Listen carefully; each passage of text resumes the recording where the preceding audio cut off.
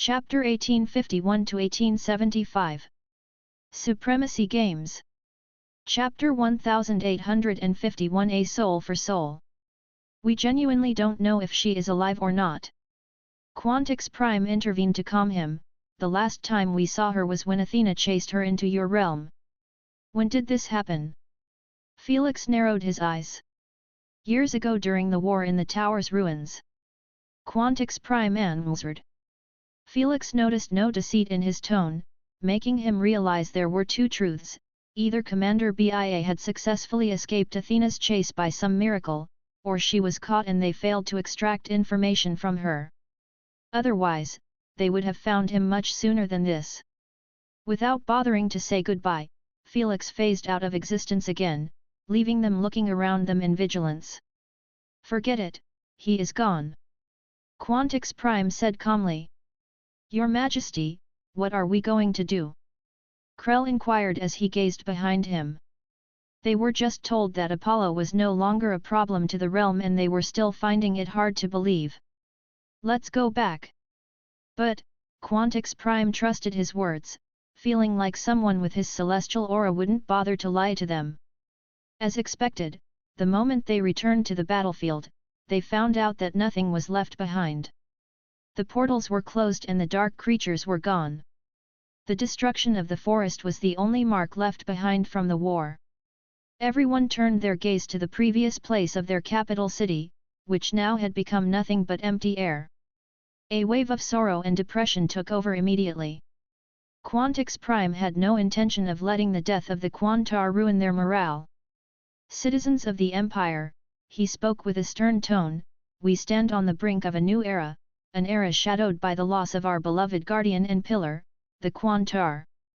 His strength and his inexhaustible protection have guided us for so long, it's only natural to feel great sorrow at his passing. He paused for a moment as his eyes roamed across the faces before him, showing signs of nothing but grief and hopelessness.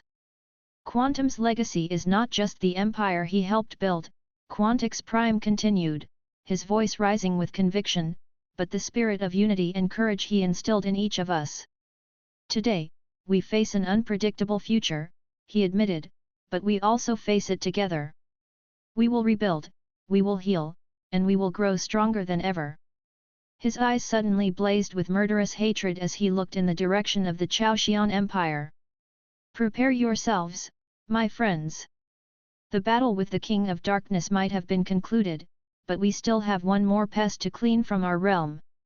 He pointed his weapon in their direction and bellowed, let's prove to all that the great nation of Vibronixians never needed a guardian to stand above all. Woah! Hoa! The troops erupted in a roar of approval, their spirits ignited by his fervor. It was like he had breathed a new life, a new purpose, into them.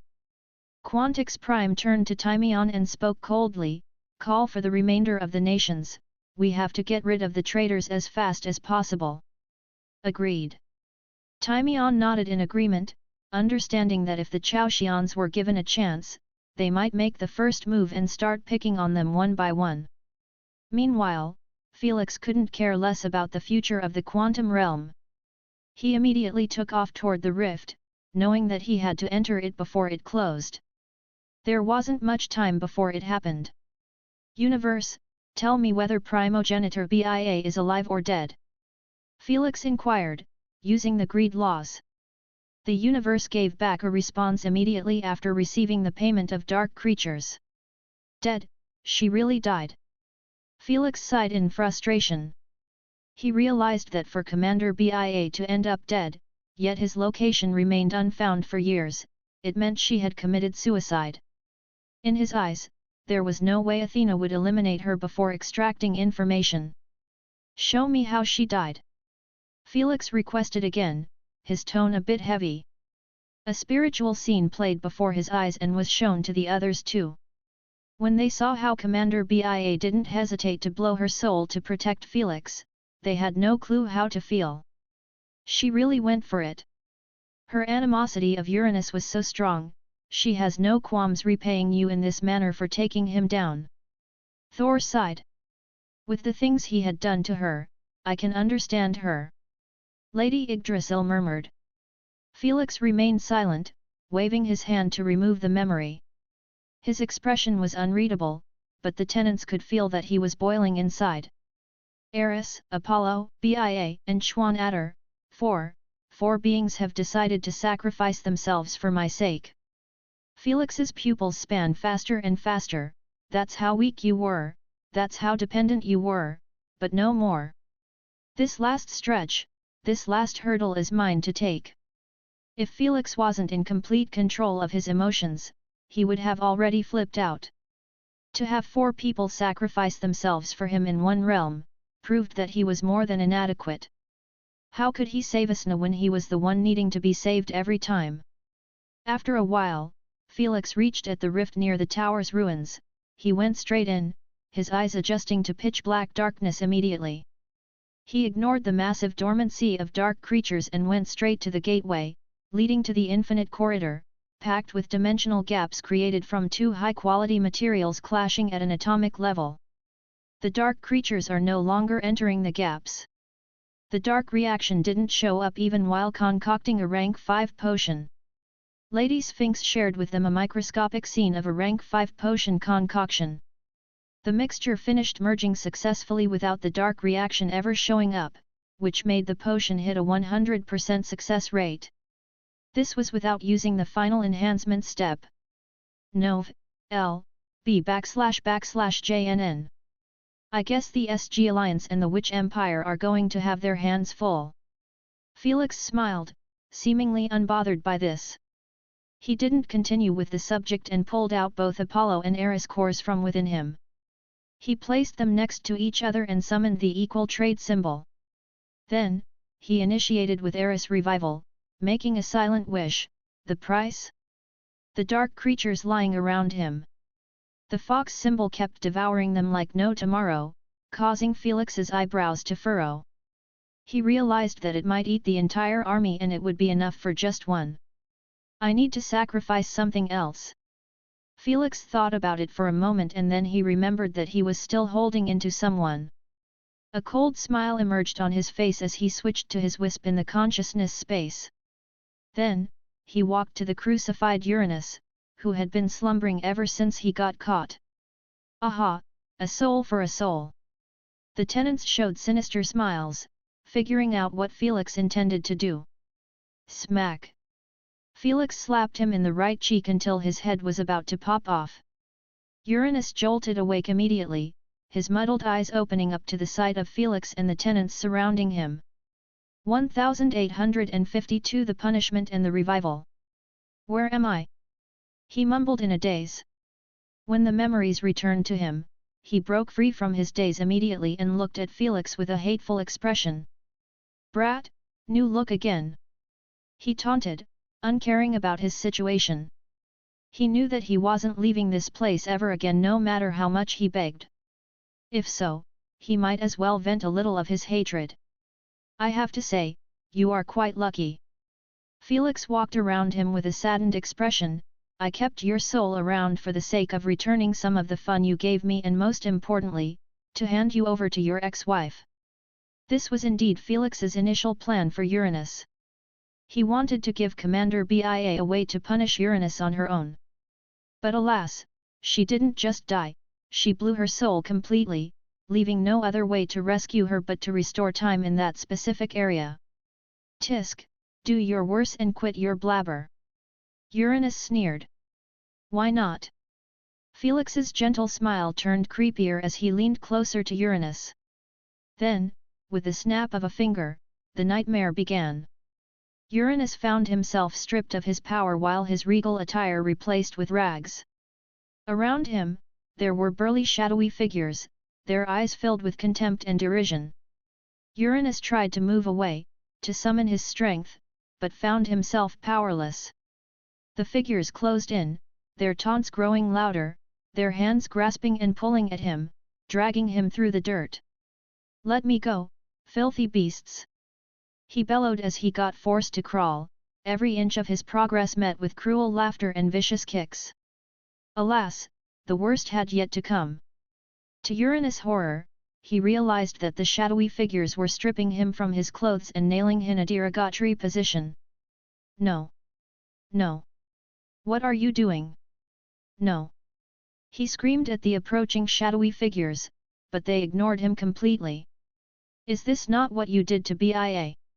Felix's emotionless voice echoed through the dream. Humiliation, degradation, utter helplessness. Feel it, Uranus. Feel every bit of the pain you inflicted. Felix watched from the shadows, gazing at the terror in Uranus's eyes as he was surrounded by those shadowy figures. This was not just physical torment, it was the complete and utter destruction of his spirit and pride as a Unigen.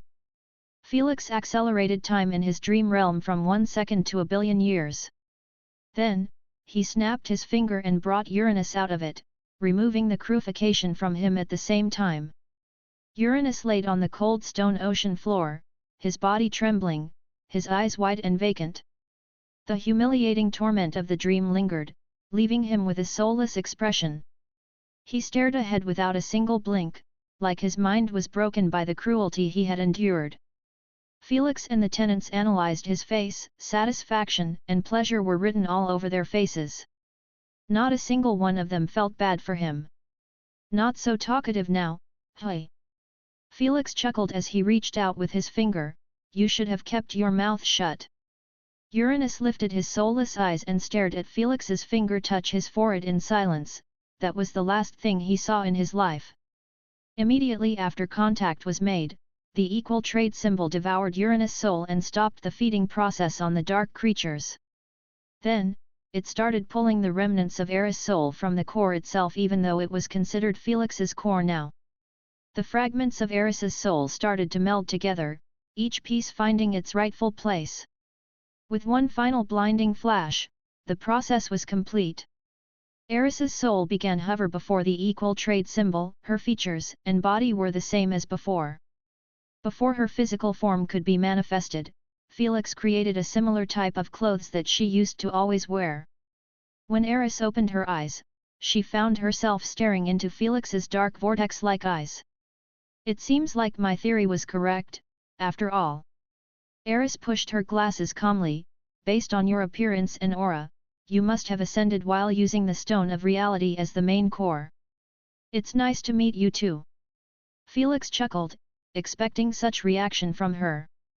n/o/vel/b/in.c//om. I have no time for pleasantries. Eris waved her hand carelessly, how long was I gone for and what happened in my absence? I want to know all. I will tell you all about it after we revive Apollo first. Felix assured while turning his gaze to Apollo's core. Looks like you dealt with the dark side, Apollo. Eris remarked, her eyes roaming the place in intrigue. Felix nodded while making a second wish for Apollo's sake. This time, he didn't bother with the number of dark creatures being lost, knowing that even if he exhausted them all, Apollo would recreate them. Thus, after consuming almost 90% of the army, Apollo's soul was finally brought to life. Unlike Eris, he made sure to put his core inside Asna's, which would ensure that his dark side wouldn't interfere. The moment Apollo returned, his hair was half black, half white. While his expression seemed split right in the middle, one looking happy and beaming, the other like the universe owed him money. I am back, baby! Apollo laughed out loud with an extended arm, seemingly embracing his new sense of freedom. Shut the F***ck up! That bastard has killed us both! His dark side immediately cursed him, not liking the situation one bit. I disagree, I killed just you. Felix appeared out of nowhere with a faint smile.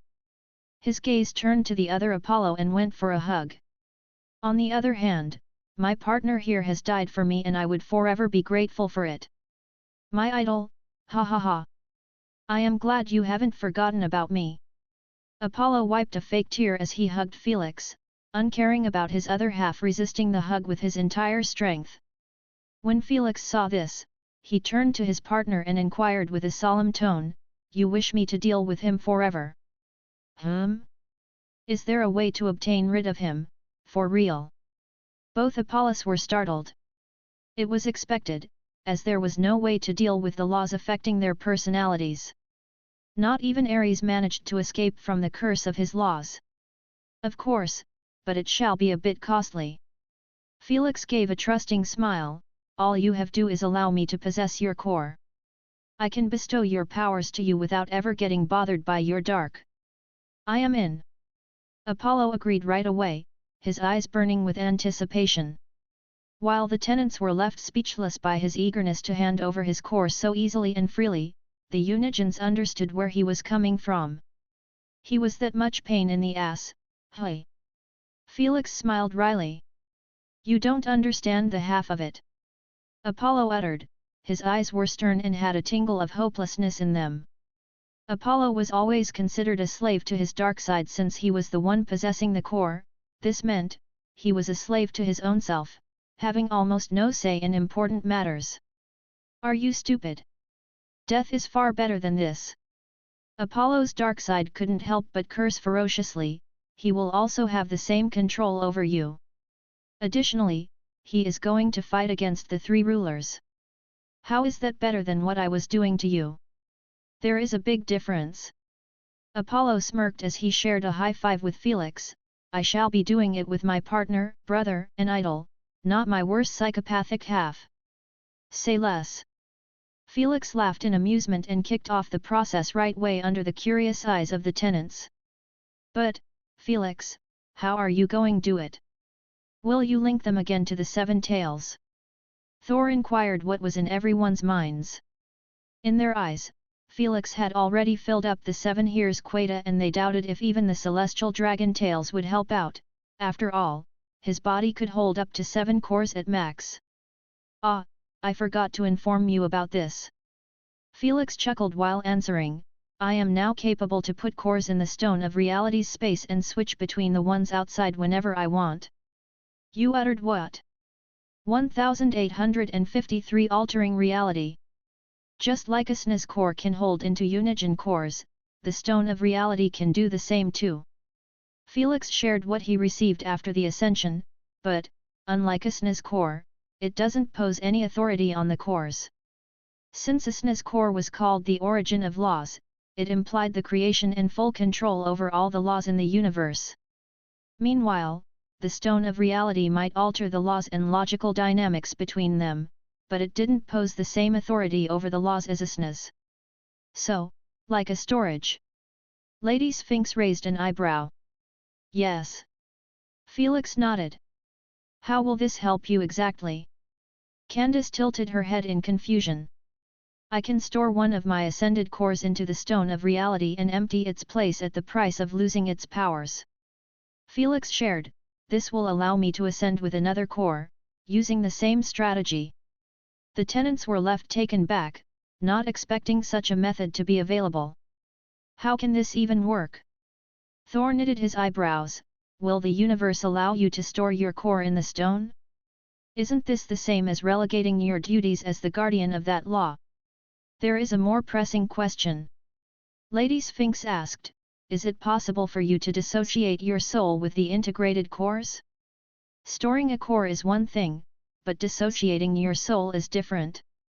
Since Felix said that he would lose the core's powers, it meant that the core technically wouldn't be associated with his soul anymore. If this were to happen, it would be the same as the core having no host. This would automatically push the universe into seeking a new core owner. Also, if it were easy to let go of a Unigen's duties, most would try it at least once in their lifetime. Unfortunately, even if their souls were wiped out, or their cores got destroyed, the universe would make sure to bring them back again. n/o/vel/b//in.c//om. That's the beauty of having the Stone of Reality. Felix smiled faintly, have you forgotten about its powers? Altering reality. Candace gasped.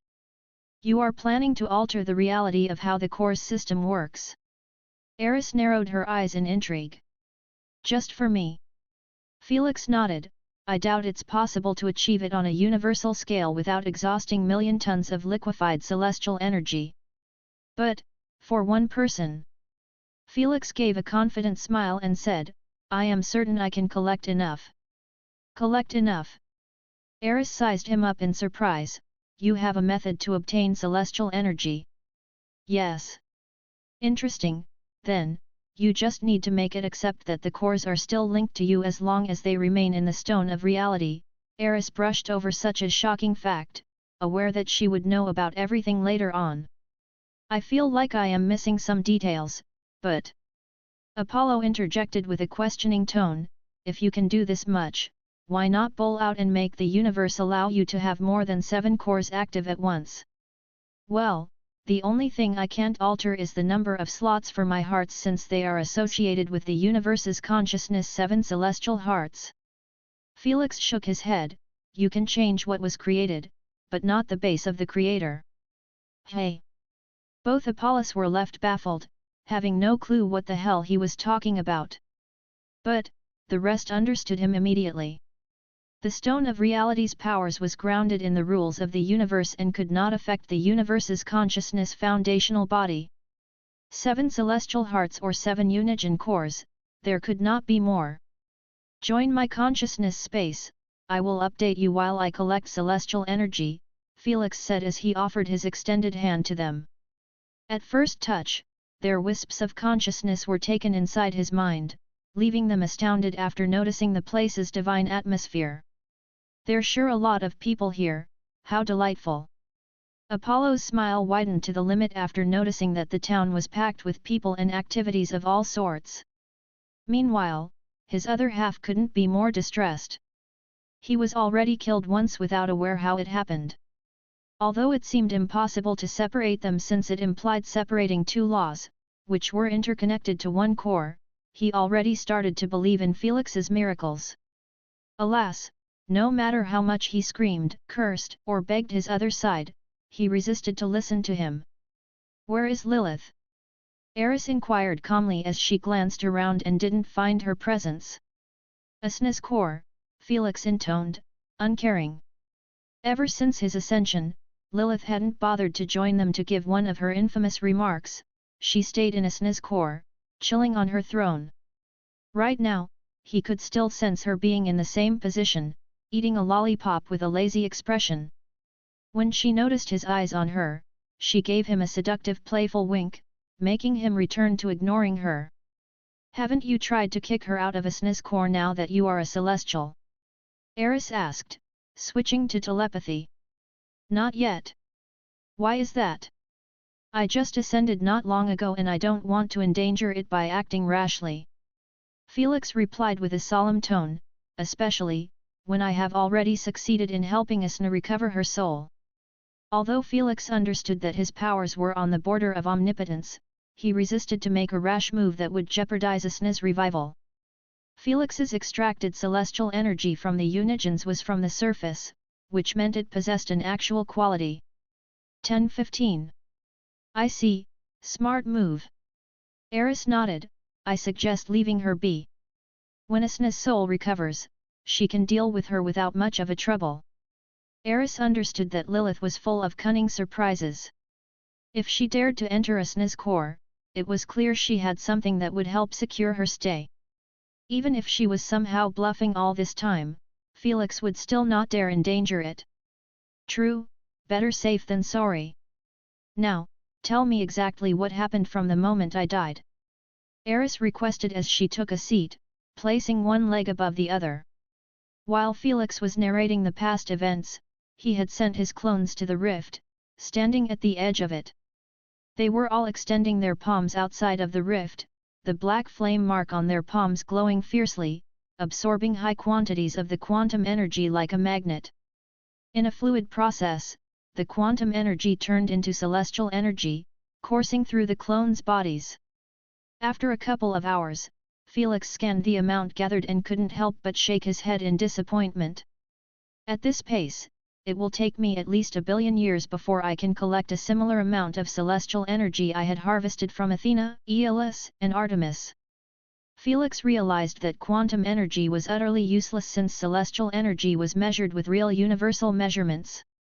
While everyone in the quantum realm appeared normal, in reality, it existed in a space much smaller than a particle.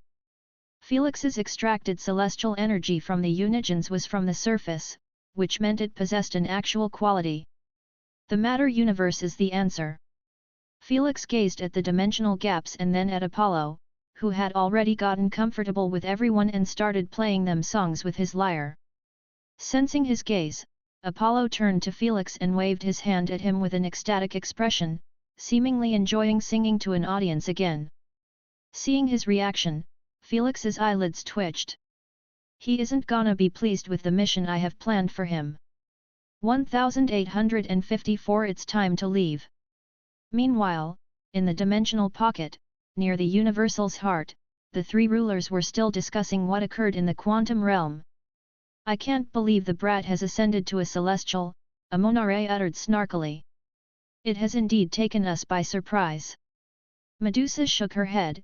It seems like our initial guess of the universe consciousness trying to be reborn through him isn't too far-fetched anymore. Although the three rulers had been watching Felix's journey from the moment his soul merged with Isna's, they still couldn't believe that he had made it this far. A feeble human, who could have gotten killed by almost everything in the universe, now, had reached the stage, where he was considered the highest authority below the universe. Such a story was told only in legends. I am assuming that he has achieved this with the help of the Stone of Reality. Amonare added, it's the only logical explanation when considering that Isna's core remained untouched. I wonder why the prophecy tablet hasn't said anything about this. Medusa narrowed her eyes coldly at the prophecy table. It was no longer showing any future predictions besides them repossessing Isna's core and the dark passage to the other side. In other words, it left them to do as they pleased. Whether he tries to be reborn or not, we are close to the end line. The first ruler said calmly, after we collect Isna's core, we will use it to brute force the universe's heart. We will reshuffle our cards then. In simpler terms, if they ended up failing, they would start actively seeking new methods. As for hunting Felix, they didn't know why he hadn't been sent to the Eternal Kingdom like them after the Divine Ascension, but they were certain he would not be able to step inside the matter universe. In other words, there wasn't much they could do to him besides sending Ares to hunt him down, but they weren't sure anymore if he could even take him down in his current state. Although they weren't too sure about the full extent of his powers, they had seen what his black flames were capable of. With such celestial flames in his possession, he is capable of gathering celestial energy from breaking apart energies and matter. Amonare narrowed his eyes. We must be ready to take him down the moment he steps into the kingdom. That's given. The first ruler's golden eyes gleamed icily, having no more intentions of sitting by and watching Felix run amok. The day Felix decided to enter the kingdom, would be the day he met with the three rulers at their full strength. Felix knew this more than anyone, which was the reason he had to perfect his preparation before making his move. The first of his preparations was to collect as much celestial energy as possible. A few days later in the quantum realm. It seems it's time to leave. Felix commentated with a shake of a head after being certain at last, that the quantum realm was unharvestable. He barely gathered anything for the past few days and he had no interest in wasting more of his time. You have to leave a link behind, so you will return to the same place, Ares said. Yes, I already have something in mind. Felix nodded. Without further ado, Felix summoned the 7 celestial dragonic tails around him, creating a mesmerizing dance. Will it really work? Thor murmured. Let's watch and see. Hormungandr. Then, Felix began to weave the dragonic tails together, guiding them into a single form. A burst of celestial energy was released after the merge, but the transformation wasn't complete. The celestial form turned into a perfect clone of Felix with some almost undetectable dragonic features. Now, to the crucial step. Felix reached out with his senses inside his main body and pulled out the 5 Unigen cores, leaving behind the Stone of Reality and Isna's core. Then, he embedded them inside the dragonic clone. The cores immediately took a position within the clone's chest, each core connected to one of the dragonic tails' consciousness. Although they seemed merged to create one soul, in reality, they still possessed their unique consciousness. The moment the cores were connected to the dragonic tails, their appearance suddenly changed to match the laws they invoked while the celestial aura around them was gone. When the tenants saw this, they were left somewhat speechless. "I can't assume it's this simple to bypass the universe's rules," Thor remarked. "It has always been simple, you just have to land on the loopholes," Eris replied calmly, unsurprised by this. When Felix told them about his strategy to split his celestial identity from his Unigen identity, everyone was astonished but Eris. She knew that it was going to work since the universe was quite easy to fool the higher one reached in his status. In Felix's case, he possessed all the tools to confuse the universe's rules and always take advantage of its loopholes. "The universe accepts me as a celestial, but not my tails." Felix smiled as he switched his focus to the dragonic clone, without needing to even use a wisp of consciousness. "True, while they might emit a celestial aura, it was coming from you." Lady Sphinx nodded. "In reality, their consciousness is still at a Unigen level since the universe can't allow the emergence of 7 unique celestials added to you." In simpler terms, Felix was a celestial and by being attached to him, they become one too. But, while separated, they return to their rightful social status due to their individuality. If they were 100% part of Felix's soul and had no individuality, they would be considered mere extra limbs. Felix was further pleased with the former as it gave him infinite possibilities to mess with the universe's rules. Now, to the bestowal. Felix used his main body to tap into the forehead of his clone. Then, he pushed inked inscriptions into his skin, spreading across his entire body. Those inscriptions were written in his celestial language, leaving him gazing at them with a nostalgic smile. "Hey, who would have thought that the kid we bestowed upon with our universal inscriptions would have his own celestial language and start doing the bestowal?" Hormungandr chuckled, recalling the day he passed on his inscriptions to Felix. Who would have known indeed? The rest of Felix's masters showed faint smiles as they watched him finish up the process.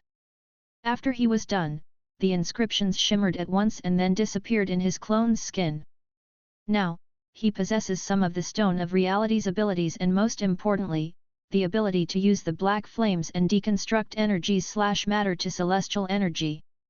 Felix smiled in satisfaction. Felix's clone demonstrated to all by creating a black flame on top of his palm for a moment before cancelling it.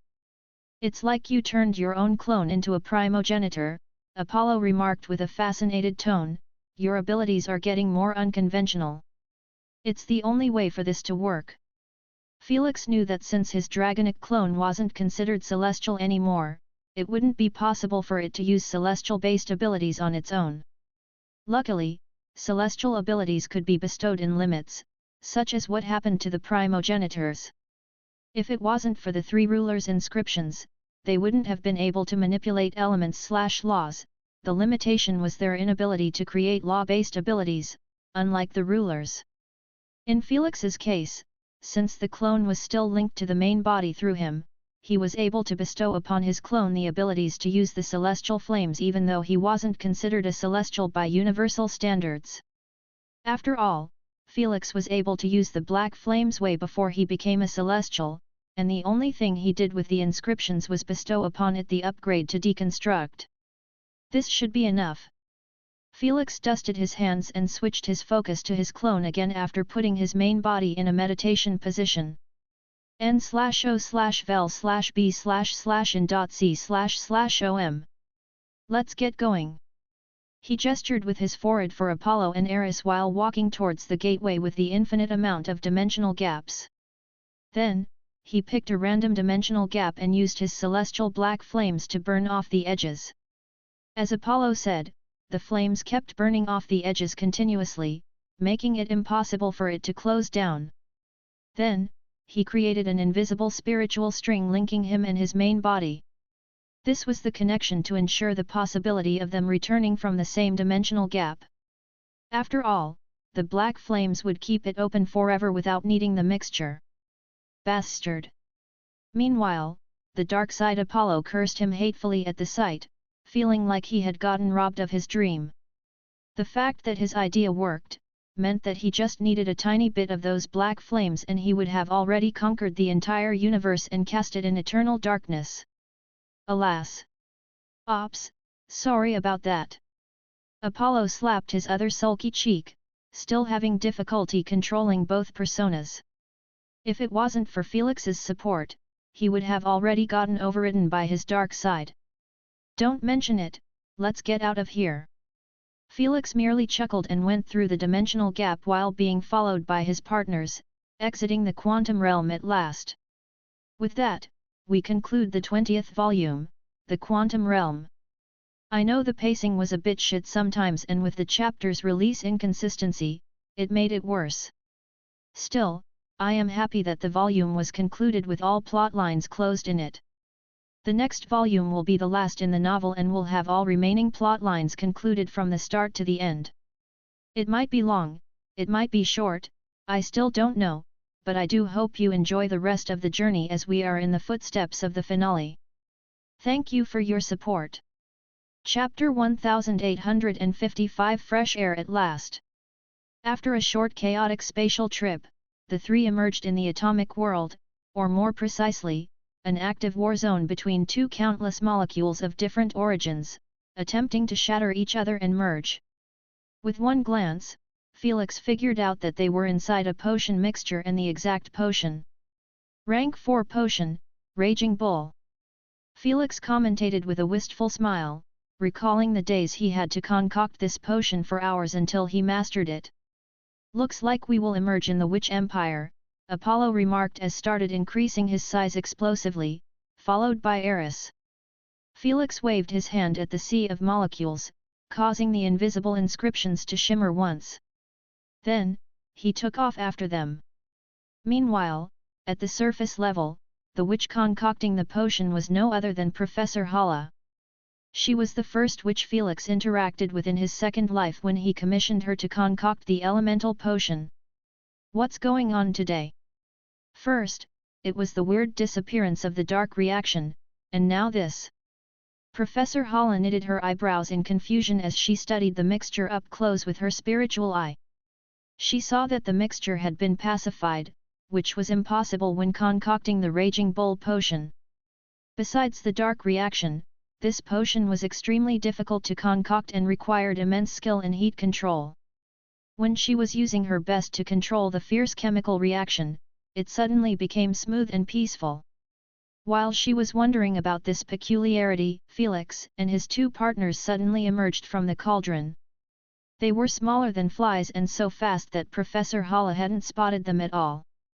Felix merely gave a gentle smile to Professor Hala as he took off, leaving her office. The moment he got out of the window, his size returned to normal.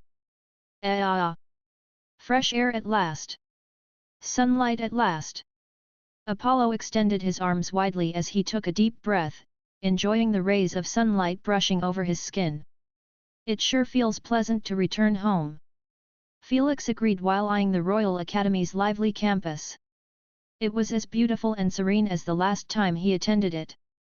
Witches were seen either flying by or walking in groups, their colorful hairs setting them apart from each other.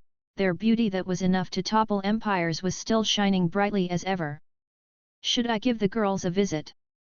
He thought about visiting his campus friends, but soon, he shook his head. He remembered that they should have already graduated and gone on their different paths. I hope they like the gift I left them. He chuckled as he took off, leaving the academy at once. He knew that the dark reaction's disappearance should start making waves in the next hours due to the massive time difference between the realms. For witches, there was no better gift than getting rid of dark reaction. So, what's the first thing we are gonna do? Apollo asked. I need to retrieve my spatial rings and AP bracelet, Felix said while opening a void portal for them. Felix had hidden them in his void realm before entering the quantum realm, knowing that he couldn't shrink them.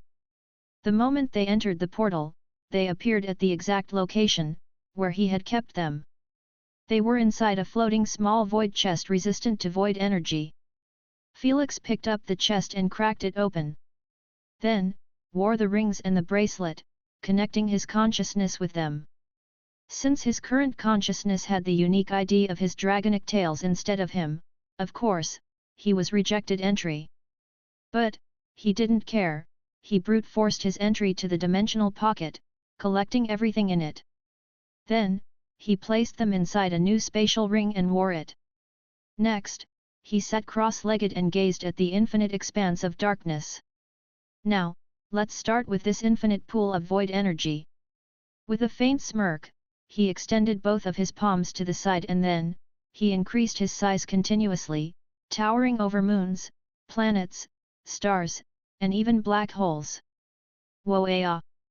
He kept getting bigger and bigger under the odd eyes of the tenants until he surpassed the largest known galaxy in the universe.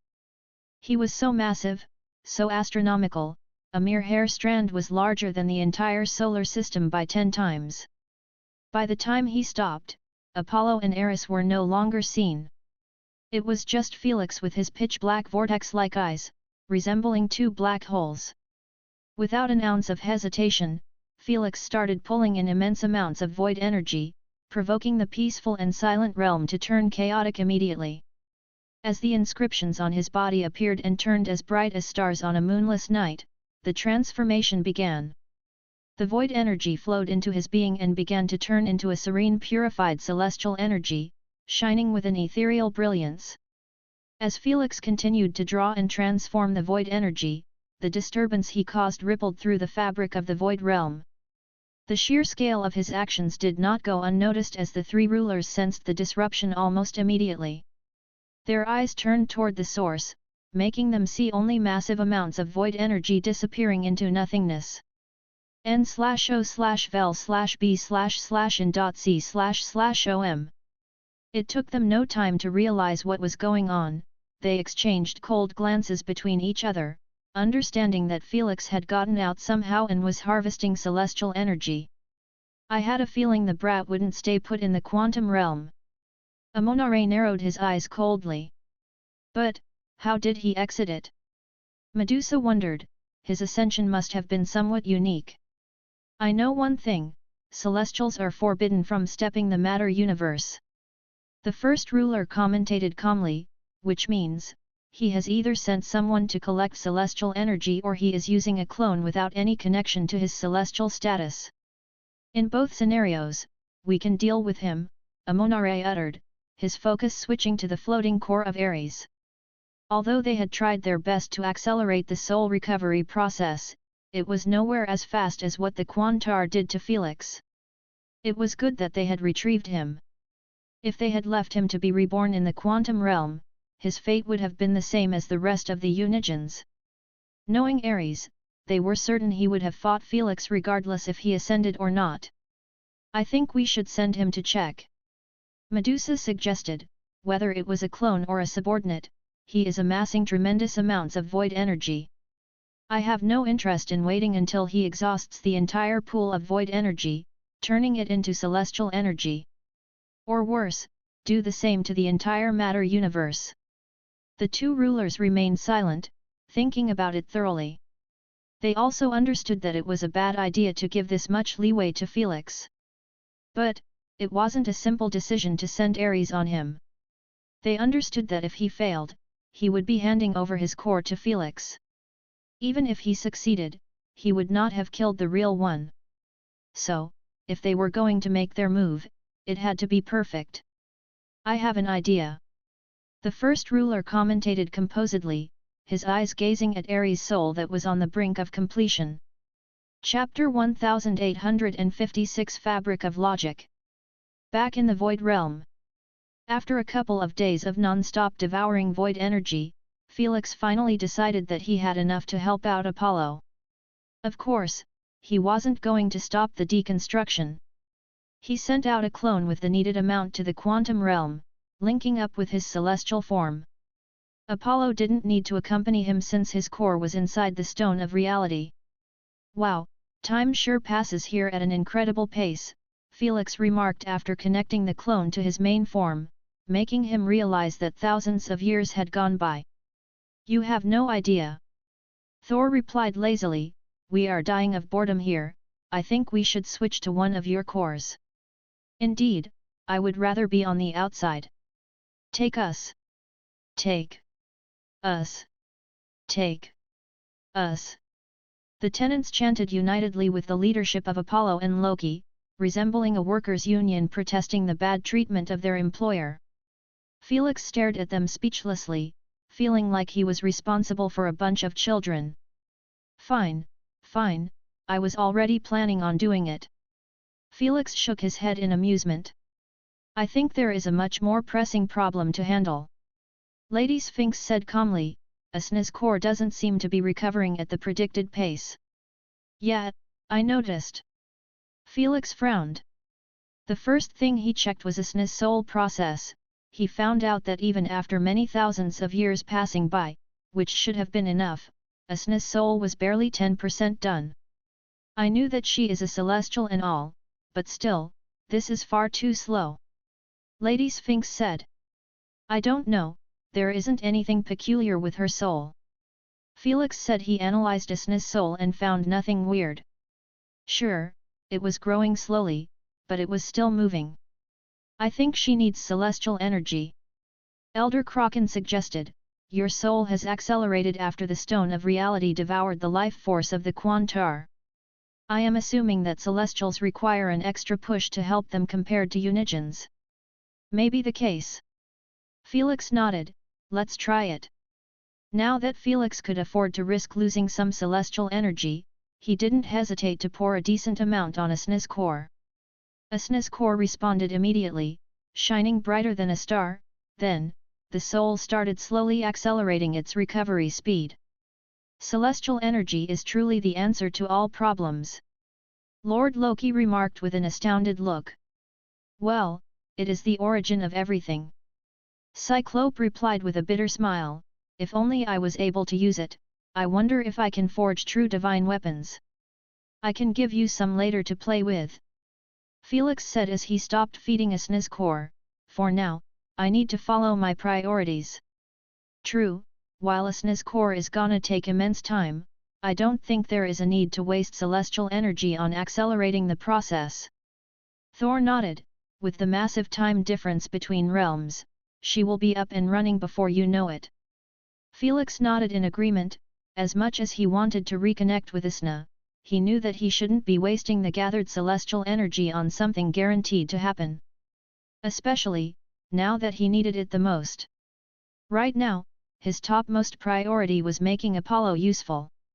Without hesitation, Felix closed his eyes and tapped into the stone of reality's powers. He started visualizing the intricate laws governing the universe, the rules that defined the nature of existence itself. So, this is the fabric of logic. He murmured as he watched the emergence of an infinite chain of letters written in his celestial language. They appeared as such. It was resemble he was staring at a computer screen filled with zeros and ones. He was the only one in the entire universe capable of reading it. Can you explain what you are seeing?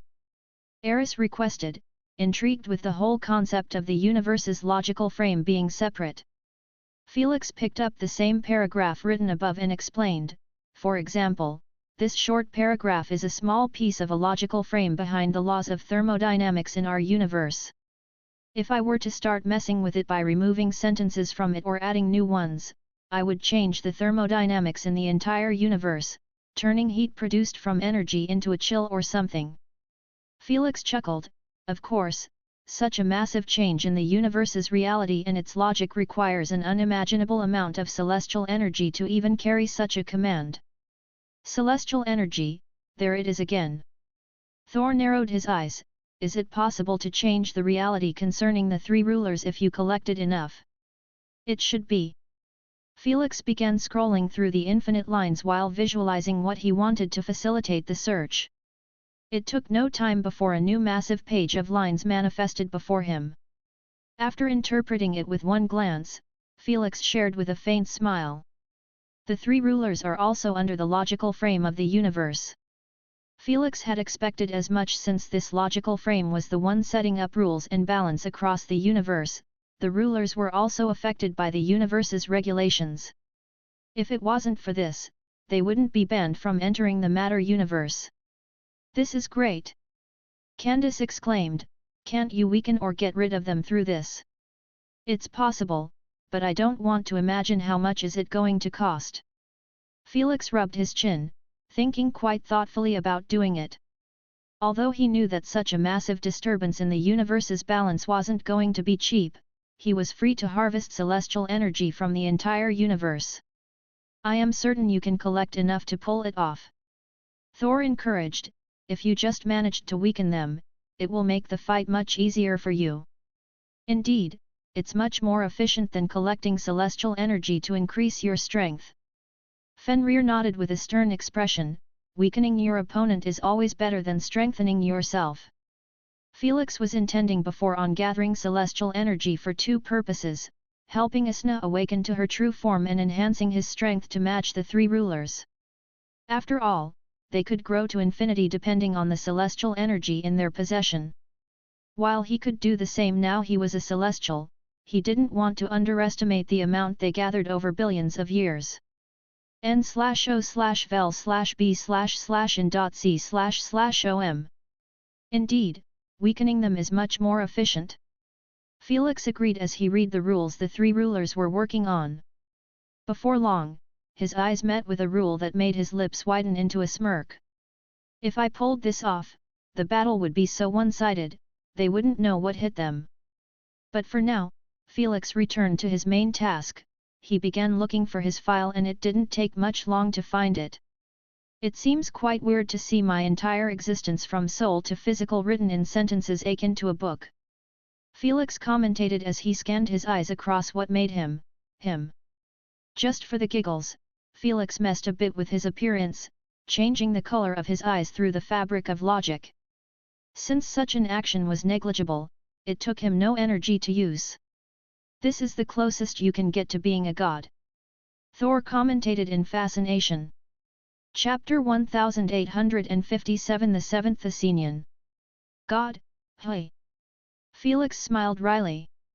He never had any desire to be one, he just wanted to live a happy and peaceful life with his loved ones. But alas, he was destined for hardships before he was even born. Felix shook his head and refocused on the task at hand. He scrolled through his logical fabric until he reached the rule that specified his inability to maintain a spiritual connection with a core after disengaging with it. Without further ado, he started to rewrite the entire sentence to break this rule into something that benefited him. "Damn, the universe is blocking me." Felix knitted his eyebrows in focus as he felt an immense amount of resistance on his fingers, a stubborn force that sought to maintain the natural order. But, Felix anticipated this much and started feeding celestial energy into his fingers, empowering them to push against the resistance. With the help of celestial energy, his fingers shimmered brightly as they started to rewrite letter by letter. This made him resemble a teacher writing on a board with a resistance band in his hand, pulling him to the other side. If it's this difficult to change just one rule about himself, I can't imagine how much it will take to mess with the three rulers. Elder Kraken frowned. "The universe is always kinder to others," Eris said calmly. In simpler terms, the universe always doubled down on its resistance if it noticed one of its celestial powers being used on others. That's why Felix's wishes were cheaper if he used them on himself than others. After a great deal of struggle and a significant amount of celestial energy burned, Felix finally managed to make the Stone of Reality respond to his wishes. Ka-thum. The Stone of Reality thumbed, its glow intensifying as Felix's intentions took shape, accommodating the rule to his will. Suddenly, Felix felt the connection between his soul and his core solidify, a permanent bond that defied the previous constraints. The universe itself seemed to hum with approval as the new rule settled into place, the fabric of logic now altered to recognize his unique state. Felix opened his eyes, having a wide satisfied smile on his face. "Let's test it out." He summoned Poseidon's core, which was sent back with his clone, and held it in his hand. Then, he placed it in the Stone of Reality. Instead of the familiar sensation of disconnection, he felt an unbroken flow of energy, his soul seamlessly linked to the core even as it was stored away. It worked. Candace raised an eyebrow in surprise. doesn't this mean you are capable of using the core's laws even without having it integrate with your hearts? It should theoretically work with some limitation. Felix demonstrated it by creating a dagger made out of his blood even though Posdian's core was stored away. It's like what happened with Lilith, Nimmo, and his alter ego. Lady Sphinx expressed, Lilith was able to use the full powers of her laws while the alter ego and Nimmo could use only a limited version. Exactly. Felix nodded. Can't you get rid of the limitations? Thor inquired. I can, but the cost will be far too much for me to handle. I might even break my balance, ruining my entire being. While Felix could mess up with the universe's rules to help himself, he understood that it had to be done in moderation. After all, the universe respected balance and logic above all. If he went and began screwing up with his logical fabric, he would fall off from the universe's reality parameters. n/o/vel/b/in.c//om. The universe wouldn't hesitate to make a big correction to restore its balance even if it meant eliminating me in the process. He added with a solemn tone. I see, I guess there are limitations after all. The only time he won't have any limitation will be when he merges with his 7 celestial hearts. Eris shared calmly, at that point in time, he will be officially considered as the universe and nothing will be there to command or limit him. That's still too far off. Felix's smile turned creepy as he faced Apollo. For now, it's time to get rid of this little gremlin. Apollo's dark side experienced chills course down his spine while his light side had a beaming smile like he was about to get rid of a cancerous tumor at last. Take him away, brother. Apollo leaped in front of Felix and landed on his back, lying on the ground akin to a corpse in a coffin. He had one eye closed and the other open while his mouth was crooked into a smile and a frown. He was the definition of a bipolar disorder. I only need to ascend with your core, I don't need you to be close to me, stand up already. Felix's eyelids twitched as he kicked him in the waist. Then, he walked away and sat in a mediation position. He focused on Apollo's core and pulled it out of the stone of reality. Since Poseidon's core was already in the stone, it liberated up the space for another core. Of course, it would be nearly impossible to ascend without a dragonic tail added to the mix since Felix's soul was already interconnected with the other 7 cores.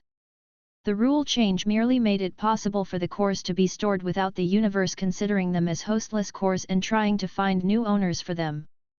As for the dragonic clone with the rest of the cores in the Void Realm, it was using ascended cores, which meant they would always be connected to Felix.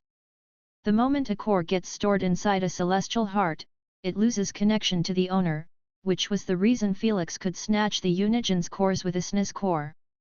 To be honest, I still don't understand why it forcefully cut off his soul when he is storing it inside his own main heart, Candace murmured as she watched Felix commence the new ascension under the despairing cries of Apollo's dark side. It doesn't cut it off when he stores it exactly. Lady Sphinx explained for her, it will cut it off if he tries to ascend with a new core since the old one will have no place in his body. But, with the new change in the rule, even without being considered as a heart, the soul connection is still there, which is the most important aspect. I see. Candace agreed in understanding. After a short while, Felix had concluded the ascension, linking Apollo's core with his dragonic tail and the freed-up slot. It went smoothly as always while his appearance remained the same. His celestial appearance was too dominating, a mere Unigen ascension wouldn't affect it in the slightest. It's done, now I command both light and darkness. Felix grinned in satisfaction as manifested a light sphere and a dark sphere in both of his palms. Congratulations! You are getting closer and closer to collecting all the cores. Now that it proved to work, you can most definitely ascend with the rest of the cores since you still have 6 more dragonic tails. Lady Sphinx and the rest of the tenants commemorated with him, knowing that each ascension was important in the bigger picture. I might have 6 more dragonic tails, but 2 hearts are taken permanently, Felix mentioned. The stone of reality and your human heart. Lady Sphinx said. Chapter 1858 Reunion with the Void Nation. Yab. Felix knew that Asna's core would eventually get taken out of him when Asna awakened, but he couldn't get rid of the stone of reality in his human heart. After all, one was a celestial heart while the other was believed to be an awakened celestial heart. While currently, the stone of reality was merged with his human heart, he knew that the moment it awakened, it would need its personal space. Still, I am gonna collect them all, Felix remarked calmly, just like Eris said, collecting them all might be the key to awakening my celestial heart. Nov. L. B //JNN. Felix was already informed by Eris on her theories on how to awaken his own elemental celestial heart. She told him that he could either seek the universe's heart's help or gather all the Unigen's cores in his body. After all, most elements were branched out of laws, and while there were merely a dozen Unigens, they commanded all 100+ elements. If Felix were to bring their cores together, it would be the same as collecting all elements in the universe under one banner. After he was done with this, he was already planning to give Lord Hades a visit on this matter. Can you get rid of him now? Apollo broke Felix's thought process by holding his hand with a puppy look. I am starting to think I should get rid of you both. Felix gave him an annoyed look, but Apollo merely chuckled, not taking his words seriously. Now ascended, Felix was in full control of Apollo's core, which meant, he was in control of his soul too.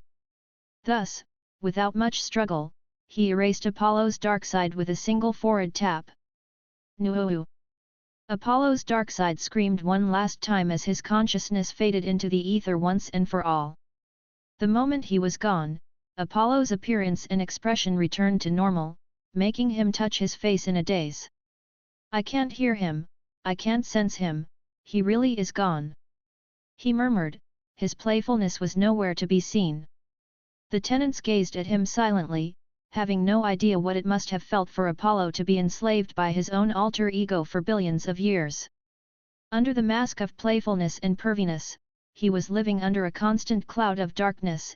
It was finally blown away. Don't be too happy. Felix smiled innocently as he patted him on the shoulder. I need you to carry on with your altar's mission. Hey? What do you mean? Apollo was left stunned. Of course, I have no interest in putting the entire universe in darkness, but his plan will accelerate the process of harvesting celestial energy by a lot. Felix explained. No, wait. I need you to create enough dark creatures to bring to the surface and make them reproduce with dark energy. Prioritize deserted galaxies in your mission. Wait. Wait. I didn't sign for this. Apollo caught Felix's clothes with a tearful look. I just want to get laid and make music. You can do both, you are a Unigen for God's sake. Not anymore. You took my core. Apollo wanted to gild him to let him enjoy a peaceful life, but alas, Felix rolled his eyes at his unhealthy laziness and walked away, having no interest in arguing with him about this. I expect the Dark Army to be live and working in less than a month following the Matter Universe's time zone. Watching his back getting further and further, Apollo wiped his fake tears as he mumbled, from under the tyranny of one into another, when will I catch a break? Although he was complaining, he had no intention of disappointing Felix. Escaping from the grasp of his alter ego was a wish, he never expected to come into life, for that, he was forever grateful. Thus, Apollo exited Felix's consciousness space and started working on creating the dark creatures in the void. He wanted to get over it quickly, so his main consciousness on the Matter Universe could handle it while he chilled back. Meanwhile, Felix still had to run some experiments after the ascension. The first one was seeing what happened if he switched the cores. He placed Apollo's core inside the stone of reality while pulling out Poseidon's core. The moment he did so, Apollo complained, "What did you do? My powers have weakened immensely. From being able to create millions of dark creatures to a mere thousands. How could he not notice such a drop in power? Interesting, I can switch between them without much reaction from the universe." Felix ignored Apollo's whining and returned his core outside. "This means you can have a passive and an active core," Eris remarked, you can switch between them depending on the situation and the powers required to solve it. As long as there weren't any other negative effects, I am good with just this. Felix smiled.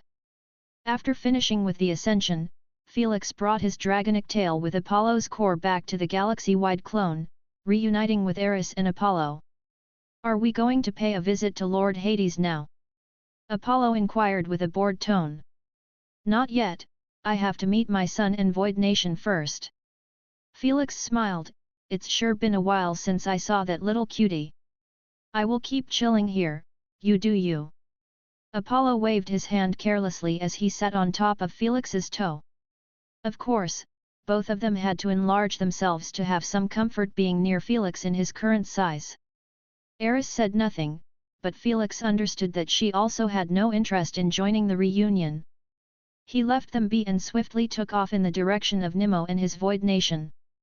It took him almost no time to appear before them, his eyes scanning the horizon, searching for the one face he had longed to see.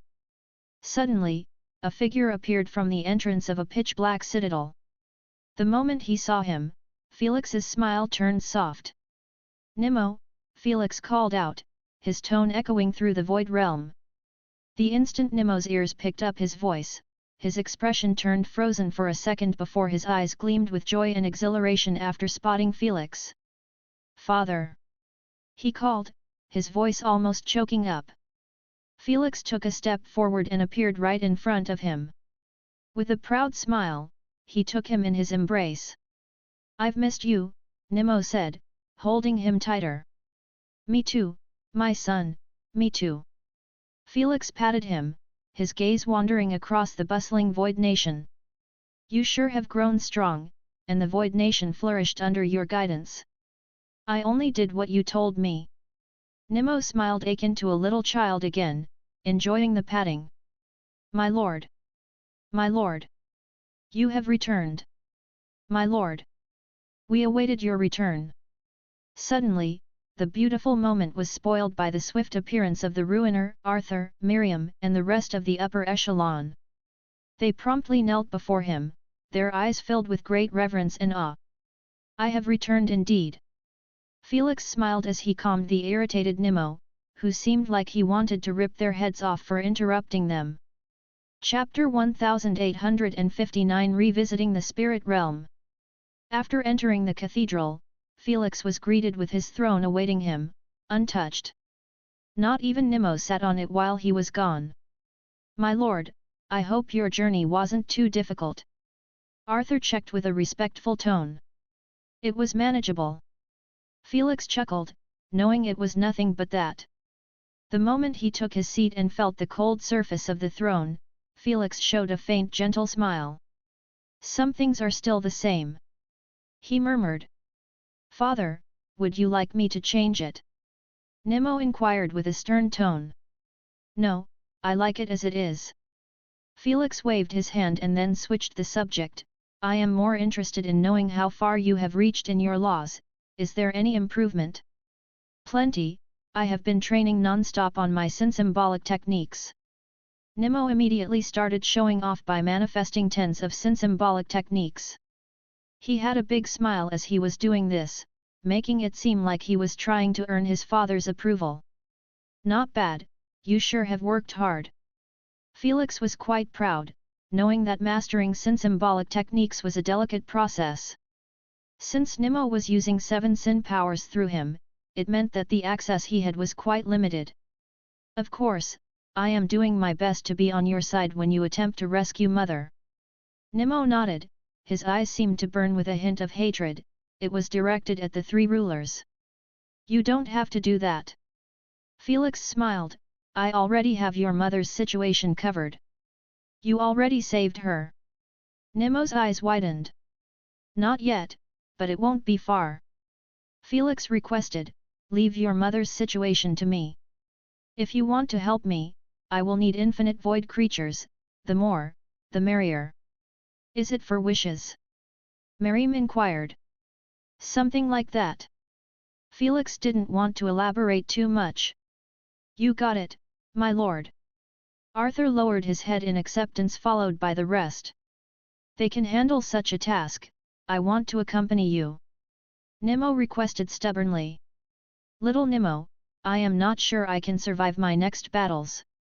Felix shook his head. I can't bring you with me even if I wanted, it's way too risky. Moving forward, Felix understood that he must not bring any extra liability with him.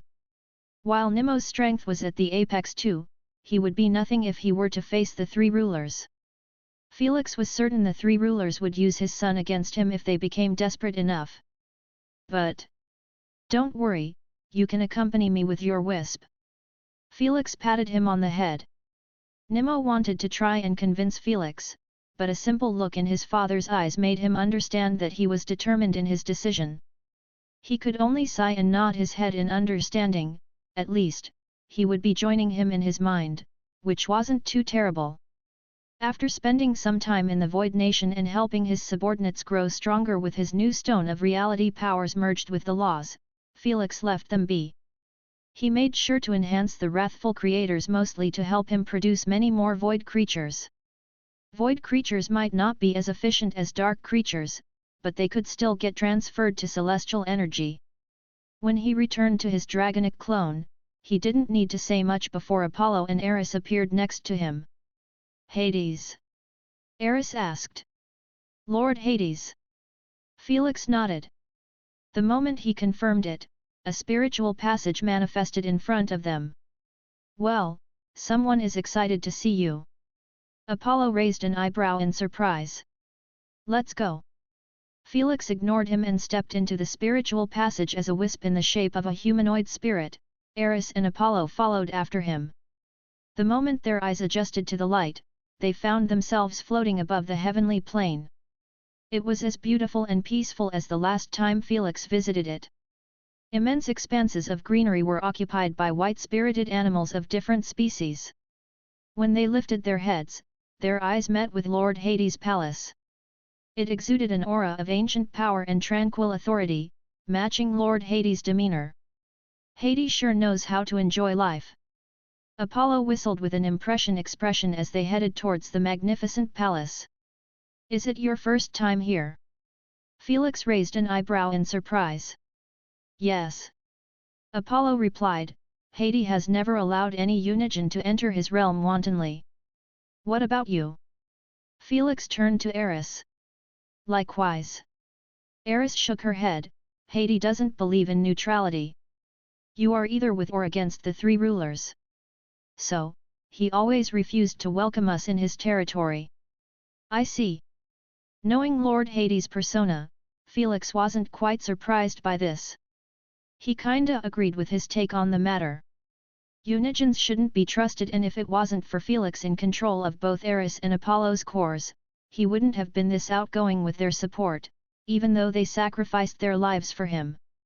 Once Rely was gone, it was very hard to retrieve it. Lilith had done unrepairable damage to his trust when it came to dealing with Unigens. Some time later, Felix, Apollo, and Eris entered the throne chamber and met with Lord Hades, sitting on his throne akin to the underworld god he was. n/o/vel/b/jn.c//om. As one of the top 5 upper celestial Unigens, his authority and strength weren't to be trifled with even when he barely possessed any celestial energy. Lord Hades, we meet again. Felix immediately stepped forward and bowed his head respectfully.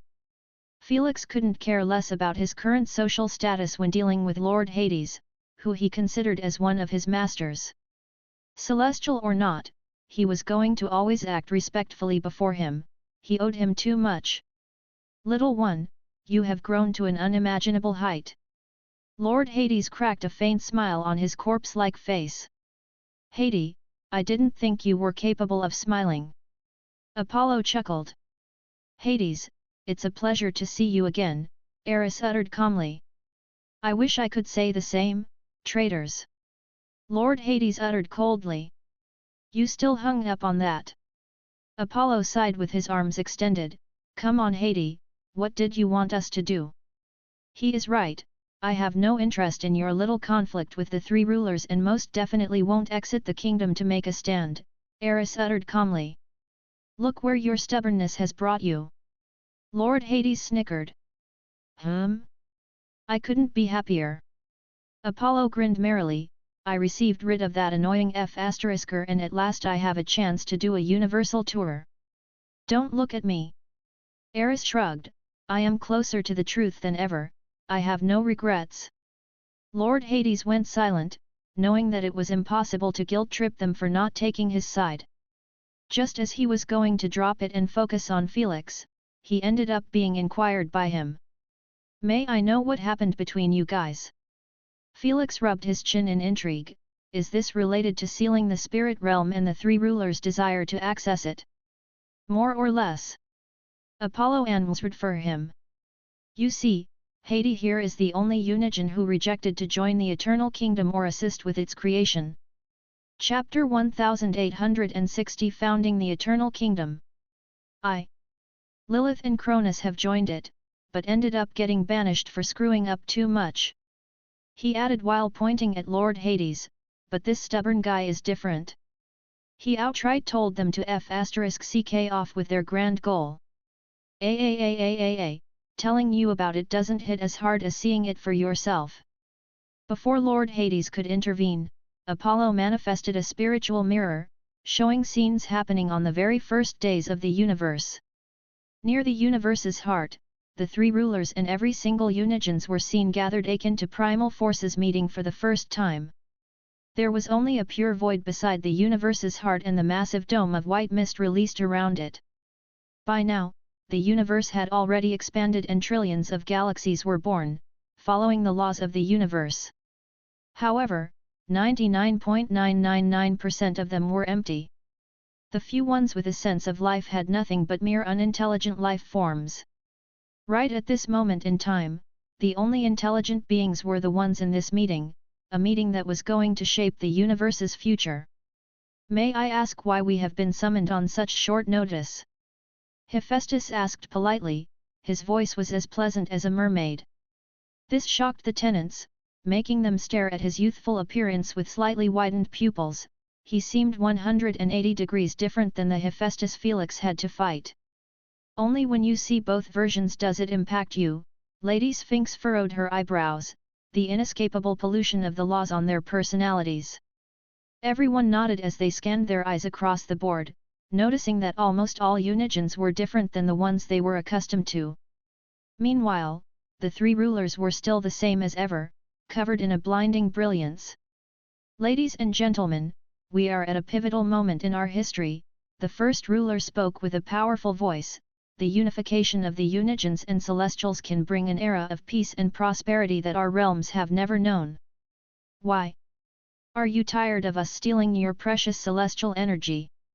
Apollo chuckled as he played with a lyre made out of light. Most of the Unigens chortled as they gazed at the three rulers with a ridiculing look. The universe's heart and its celestial energy never belonged to the three rulers, thus, whenever the Unigens desire some celestial energy, they come straight here to collect it. Of course, since the three rulers weren't to be messed with, the Unigens always paid them a visit in big groups. This had caused quite a few battles to break between both parties, resulting in injuries almost always on the Unigens' side. n/o/vel/b/jn.c//om. Still, the three rulers never liked such battles at all since they consumed a great quantity of celestial energy each time. While they wouldn't have minded before, today was different. The prophecy tablet has descended today and changed their perspective about everything. We brought you here for a simple reason.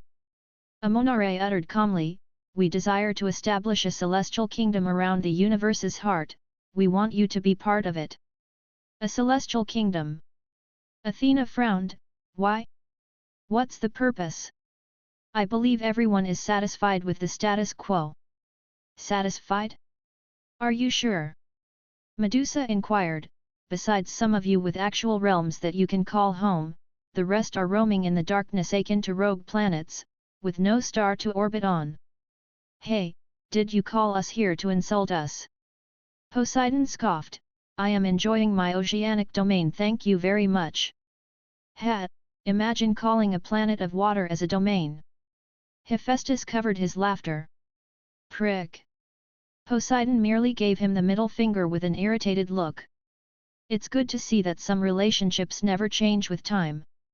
The tenants chuckled at those two never-ending rivalry. Listen up, there is no point in starting this with lies. The first ruler waved his hand and exposed the massive brilliant prophecy tablet high above their heads. Everyone stared at the tablet with raised eyebrows in confusion and intrigue. What's this? Artemis asked softly. Our way out of this cursed prison, Amonare pronounced with a cold edge. Interesting. Eris moved up, appearing right next to the tablet. Then, she pointed at the picture of the dark circle at the very top of the tablet. Is this the way out? That's what we believe. Medusa turned to the universe's heart and explained, we believe that the dark circle is the universe's heart opened up. How so? Its name is written right underneath it. The tenants observed some writings under the dark circle indeed.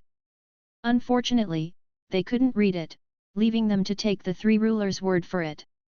This is a prophecy tablet and currently, it shows us only the end goal and the first instruction to reach it. Medusa explained, its first instruction is for us to unite and establish a kingdom together. I can't believe the three holy celestials are attempting to follow instructions from a rock. Zeus sneered, you must be really desperate to leave this prison.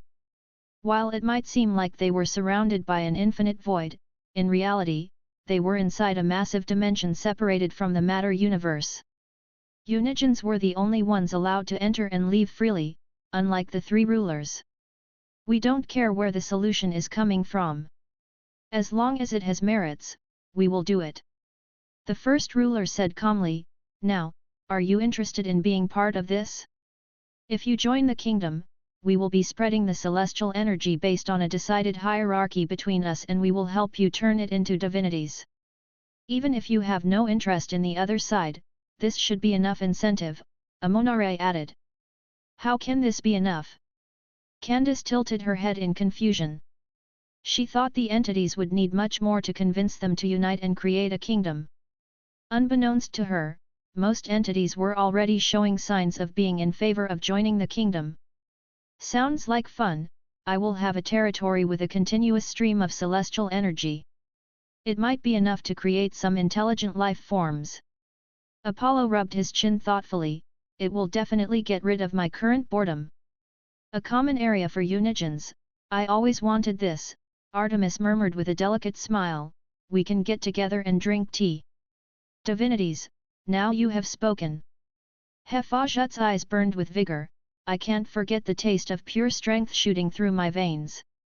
Likewise, Zeus added, his arms crossed together. The majority of the Unigens gave their input on the matter. Some were interested in the other side, some desired to create a community, and some sought strength. For the bored and lonely Unigens, this change of scenery was quite favorable. To make matters more fun, you are allowed to conquer the other Unigens' territory and steal their celestial energy, Medusa interjected with a smile. Oh ho ho, now it's getting interesting. Poseidon's smile grew wider as he stared at Hephaestus, already deciding on targeting his ass. Couldn't agree more. Hephaestus smiled coldly. Before we start with the creation of the kingdom, we have to establish a hierarchy between us first. The first ruler uttered calmly, without hierarchy and some rules, the kingdom will fall on its first week. How do you suggest we decide on such a complicated subject? Demeter inquired sternly. A simple 1vs1 battle amongst us will decide it. The first ruler inquired calmly, what do you say? Chapter 1861 Founding the Eternal Kingdom 2. This works in your favor. Zeus frowned as he gazed at the three rulers. As Unigens, don't you value strength as king? Amonare uttered coldly, we are the strongest, which sets us at the peak of the pyramid. If anyone has a problem with it, you are free to challenge any of us. The Unigens went silent, none of them was dumb enough to challenge a ruler on their own, they barely could handle them while in big groups, don't even mention fighting them solo. Since no one wants to challenge us, we will continue occupying the main area around the universe's heart. The first ruler waved his hand and showed them a holographic map separated into multiple zones. Each zone was covered in different degrees of white mist. The smallest zone was the one near the universe's heart, but it had the most amount of white mist, making the Unigens realize that the best territories were the ones near the heart. This is what we have envisioned for the Celestial Kingdom. Medusa explained, there will be the main central zone, the 5 upper celestial zones, and the rest will be considered as lesser celestial zones. Of course, your voting power depends on the zone occupied. Choose a zone, and if others choose the same zone, you will fight for it, Amonare said. The Unigens noticed that there were enough zones for each of them, which meant, that even if one decided to avoid fights, he would still have a territory in the kingdom. This pleased some of them. I will take this. Artemis happily picked one of the lesser zones, having no interest in climbing the hierarchy. Nov. L. B //JNN. This is good enough for me. Aeolus did the same while yawning widely. Some Unigens also followed in their footsteps and picked the lowest ranked zone from the get-go, but, the majority seemed to have their eyes on the 5 upper celestial zones.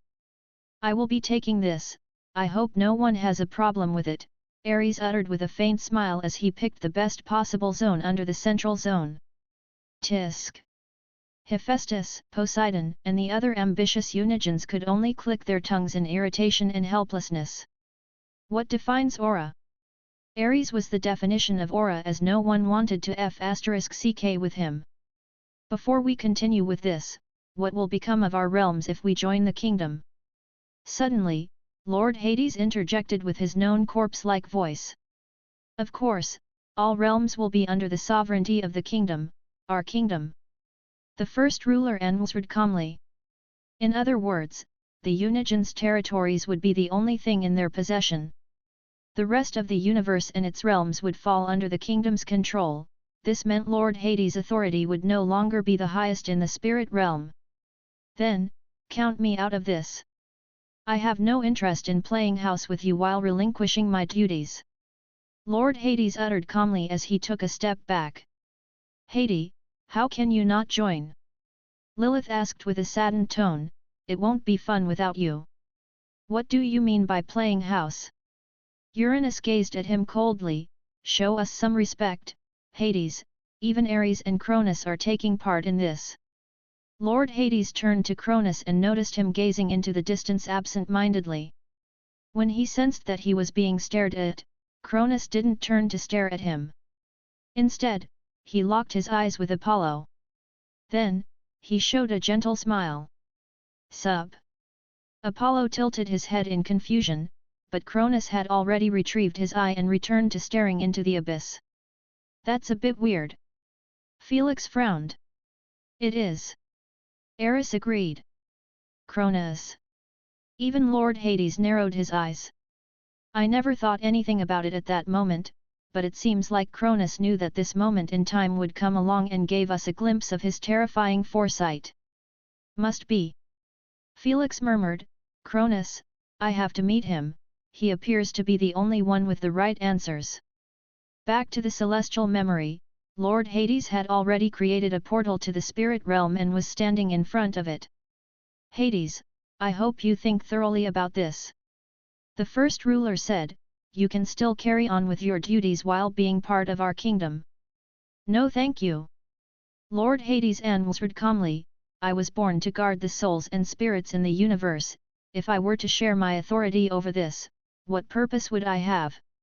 Lord Hades swept his gaze across his peers and entered the portal while shaking his head, seemingly disappointed with his peers' decision. Whatever, leave him be. Hephaestus said, more territory for us. Guard over souls, he said, what souls? Uranus sneered, there isn't a single intelligent life form in this universe. He is nothing but a glorified shepherd. Leave him be, he will change his mind when he sees what we have built. The first ruler returned to the main subject, now, who wants to battle things out? Apollo turned off the spiritual reflection and said, this is all I have related to this matter, but I have heard that it has gotten much more intense and ugly later on between the rulers and Hades. I kinda wanted to watch the fights. Thor complained, his reaction shared by most of the tenants. Don't worry, they were boring and short. Eris replied calmly, when it comes to 1v1, the strength difference between upper unigens and lower is quite unbridgeable. True. Felix nodded in agreement. He wasn't too interested in the battles as he knew that the top unigens wouldn't target each other while the lesser ones could not defeat them without the assist of divinities, thus, he stayed on the subject by asking Lord Hades to clarify what happened later on. After all, he shouldn't call his peers traitors just for this alone. You want to know? Lord Hades narrowed his eyes coldly. Yes. Without further ado, Lord Hades created a celestial mirror, showing the three rulers contacting him while he was sitting on his throne. Hades, the first ruler spoke with a stern tone, we come to you again with an offer. Join the Eternal Kingdom and you can retain your control over your realm. Oh? What's the catch? Lord Hades asked coldly. There is no catch, we just hope that you can spare some spirits when we make our request. Spirits? What do you want to do with them? Lord Hades narrowed his eyes. I am afraid we can't share that. You don't have to. Lord Hades sneered, it's obvious you want to use them to open up the universe's heart. Ever since you started following the tablet, your actions and motives are more predictable than the movement of a star system. Hades. I have already given you my answer, Lord Hades shut it down immediately, the spirit realm is a sanctuary. It is not a tool for your ambitions. The second ruler's tone grew colder, think of the potential, Hades. The spirits here could be guided and harnessed for the greater good. You could be a part of something monumental instead of watching them wander about aimlessly for eternity. Lord Hades' expression darkened, his patience waning. You see only power and control. The spirits deserve peace, not manipulation. I will not allow you to desecrate this realm. Then, your refusal leaves us no choice, Hades. The spirit realm is too important. If you will not join us willingly, we will take it by force. Medusa threatened coldly. You would dare to challenge the sanctity of this realm. Lord Hades' eyes blazed with anger as he realized their intent. We must, for the sake of our vision. The first ruler uttered calmly. Chapter 1862 The Battle for the Spirit Realm. Before the tenants could react to their sudden aggressive approach, the fabric of the spirit realm quivered for a few moments, and then, countless portals began to manifest everywhere. They tore through the serene landscape, each portal resembled a divine gateway to paradise. They floated in the air, emerging from the ground, and materializing within the ghostly mists that veiled the realm. No place was spared. You dare! Lord Hades bellowed furiously immediately after noticing the nearest spirits, who had been drifting peacefully, were now caught in the gravitational pull of the portals. Their ethereal forms were drawn towards the vortices, unable to resist the powerful force. Whispers of distress and confusion resounded in Lord Hades' mind alone as the spirits kept getting sucked into the portals, disappearing from the realm. n/o/vel/b/jn.c//om. The second ruler uttered coldly, this is necessary for the greater good. Bastards! Hades' eyes were filled with untapped fury as he raised his hands, channeling the powers of his laws, and then, he started to close the portals and teleport the spirits away from them. He knew that he could do nothing to the three rulers since they were attacking him from their dimensional pocket. It was like he was fighting an invisible enemy, forcing him to be on the defense. It's meaningless. Alas, as soon as one portal closed, another two opened. Although he was the guardian of spirits and souls, he was still going against three rulers at once. The three rulers seemed to heavily invest plenty of celestial energy into this as those portals kept popping up akin to mushrooms in a forest. Hades gritted his teeth as he called out loud, by the ancient laws and my sovereign will, I command you to close. His voice thundered through the realm, commanding the spirit realm to aid him. The realm responded and aided him seal most of the portals at once, listening to his will akin to a divine decree. He did it. Before the tenants could react, double the number of portals emerged, some much bigger than the previous ones. Whoosh! Whoosh! The realm echoed with the cries of the spirits as they continued to pour through those portals, heading to an unknown fate. I thought Lord Hades can't be touched in his realm, Candace murmured. The three rulers aren't attacking him. Felix frowned, they are attacking his realm without getting near it. This makes it difficult for him to do anything. Lord Hades knew that he was fighting a losing battle as the three rulers could always create spiritual portals and steal his spirits anytime they wanted. While they had to sacrifice some celestial energy in the process, it didn't seem to bother them that much. Realizing that he could never protect his spirits and carry his duties like this, Lord Hades was pushed to make a desperate decision. By the authority invested in me, I command the closure of the spirit realm's connection to the eternal kingdom. He ordered with a cold stare pointed at the skies.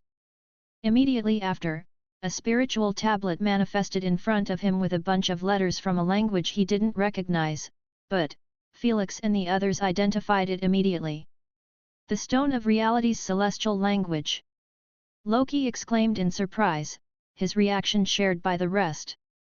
Felix didn't think much of it as he already knew that the fabric of the universe was also made by his celestial language. After all, universal, runic, and divine languages were mere tools to communicate with laws in specific ways, unlike his language which was considered an actual cornerstone of the universe's foundation. Meanwhile, Lord Hades viewed as those letters glowed on the tablet brightly before similar matters appeared on the fabric of the spirit realm dimension. Each letter was bigger than a black hole and was as radiant as a star. The three rulers could only watch in intrigue as those letters shifted in straight lines, crisscrossing the sky and tracing intricate patterns that wove through the very fabric of the spirit realm. As the first of these luminous letters passed through a portal, they were closed with a thunderous clap, sealing shut as if they had never existed. Lord Hades watched in awe and relief as the letters continued their journey across the realm. However, before he could enjoy the sight long, countless celestial chains appeared out of nowhere and pierced through his skin. Arg! He grunted in pain, but his eyes never left the letters continuing their march, threading a protective web across the realm. In no time, the entire realm was cleaned out of those portals and no more were created again. The bright letters turned dimmer until they disappeared completely, but Lord Hades could still feel their existence. Although he was in immense agonizing pain, he felt a wave of relief wash over him, knowing that as long as this seal stood between his realm and the eternal kingdom, his spirits would always be safe.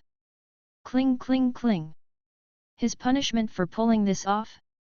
More than 1,000 chains tightening around his skin akin to a divine prisoner. With one last fading gaze at the spiritual tablet, Lord Hades fell into a deep slumber. The spiritual mirror was turned off, making Felix, Apollo, and Eris stare silently at Lord Hades. Do you understand now? Lord Hades asked coldly. Yes. Felix sighed in frustration. He discovered that Lord Hades considered the Unigens traitors not just because they joined the rulers in founding the Eternal Kingdom, but also because none of them came to his aid when they attacked his realm. Before the Eternal Kingdom was founded, the Unigens might have their own differences, but they had one thing in common: their union against the three Celestials ensured that none of them got bullied or treated horribly. This was the first time Unigens stood by and viewed as one of them got attacked by the three rulers. Lord Hades remarked expressionlessly, I don't care what excuses you are about to say, in my eyes, you have betrayed your own. Lord Hades' view of life was simple and rigid. Thus, the moment he hadn't received any support from his own people, he forsook them as well and considered them as traitors of their race. But, his foresight was far more fearsome. This was nothing but the first domino piece in the fall of our union as Unigens. He added. You got that right. Apollo chuckled in self-ridicule while glancing at Felix. The kingdom and its rules have changed all Unigens one way or another. Eris shook her head, we became more competitive with each other, to the point, we take joy in the other's downfall. While his name wasn't brought up, Felix understood that they were mostly talking about him and how he brought down the majority of the Unigens on his own.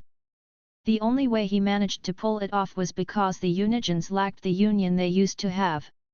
If there were no rulers or the kingdom's rules involved and he dared to attack one of them, the moment they discovered that he was a threat, they wouldn't hesitate to team up to eradicate him. However, most of them were changed to prioritize chasing after celestial energy, divinities, territories, and whatnot, to the point, they wouldn't move unless there was something of value for them even when they knew that their peers were harmed. Is this why the prophecy tablet desired to establish the eternal kingdom? Felix murmured to himself. Eris heard him and couldn't help but knit her eyebrows thoughtfully. There is a high possibility. Without the establishment of the eternal kingdom, the Unigens might not be gathered in one place, but they will always have each other's backs. Indeed, it will be near impossible to kill one and get away with it. Apollo agreed. It's like the tablet was preparing the Unigens on a silver plate for you. The prophecy tablet. The more we discover, the more I come to the realization that the tablet must have been created by the universe's consciousness. Thor uttered with a stern tone, there is no doubt about it. Chapter 1863 The answer is no. Let's not jump to early conclusions. Fenrir reminded them, there is still the theory of outer gods from other universes using the prophecy tablet to revive the universe's consciousness for the sake of regaining access to our universe. True, it's the only theory that can explain the universe's consciousness getting forced to go through all of this. Elder Kraken nodded. There is no point in empty speculations. Felix said calmly, we will find out the truth when the time comes. Felix had already given up trying to guess the creator of the prophecy tablet. It was the same as the echoing tower's map. He knew that something was bizarre about it, but if there were no leads to find out about the truth, it was best to put it at the back of his mind and focus on what was in front of him. At the moment, it was Lord Hades' core. I believe you already know why I am here, Lord Hades, Felix uttered with a solemn tone. I know, but I am afraid the answer is no. Lord Hades rejected, his expression as emotionless as ever. May I know why? Felix glanced at Eris and Apollo, is it because of them? While I am not fond of them, they have nothing to do with my decision. Lord Hades shook his head, I have no interest in handing out my core to anyone. Even if it was going to be used to slay the three rulers. Felix remained silent. He already knew it was going to be difficult to convince Lord Hades, but from the sound of it, he realized that it might not ever happen. Hades, don't be like that. Apollo persuaded with a sheepish smile, he will be merely borrowing your core to help him get rid of the three rulers. He must get it since collecting all the cores might result in the awakening of his own celestial heart. I am certain the Paragon will return your core when the deed is done. Eris added calmly, also, your duties won't be affected since you will still retain your powers. I don't like repeating myself. Lord Hades declined expressionlessly, no is a no. Hade. Before Apollo could finish his sentence, Felix stopped him with a stretched arm and a gentle smile. Then, he gazed into Lord Hades' rigid eyes, understanding that he held nothing personal against Felix. As much as he wanted the death of the three rulers, Lord Hades considered the sacredness of the spirit realm and his duties as its guardian above all. In other words, he would never do anything that could interfere with his duties. While Eris said that he would still retain his powers, Lord Hades wasn't stupid. He understood that his powers would be limited immensely and also, he would be putting his core at a massive risk of landing in the hands of the three rulers. Considering everything, there was no guarantee that Felix would beat the three rulers. If he failed, Lord Hades could already predict the ending of his realm and its dwellers. Felix had figured out all of this and respected Lord Hades' ironclad rule of prioritizing his realm and its citizens above all. Thus, he didn't bother convincing him with empty words or promises. I am still missing Cronus, Ares, Artemis, Athena, Demeter, and Aeolus' core. Felix said with a serene smile, once I collect at least half of them, I will be coming back. I hope your opinion changes then. Or what? Lord Hades smiled.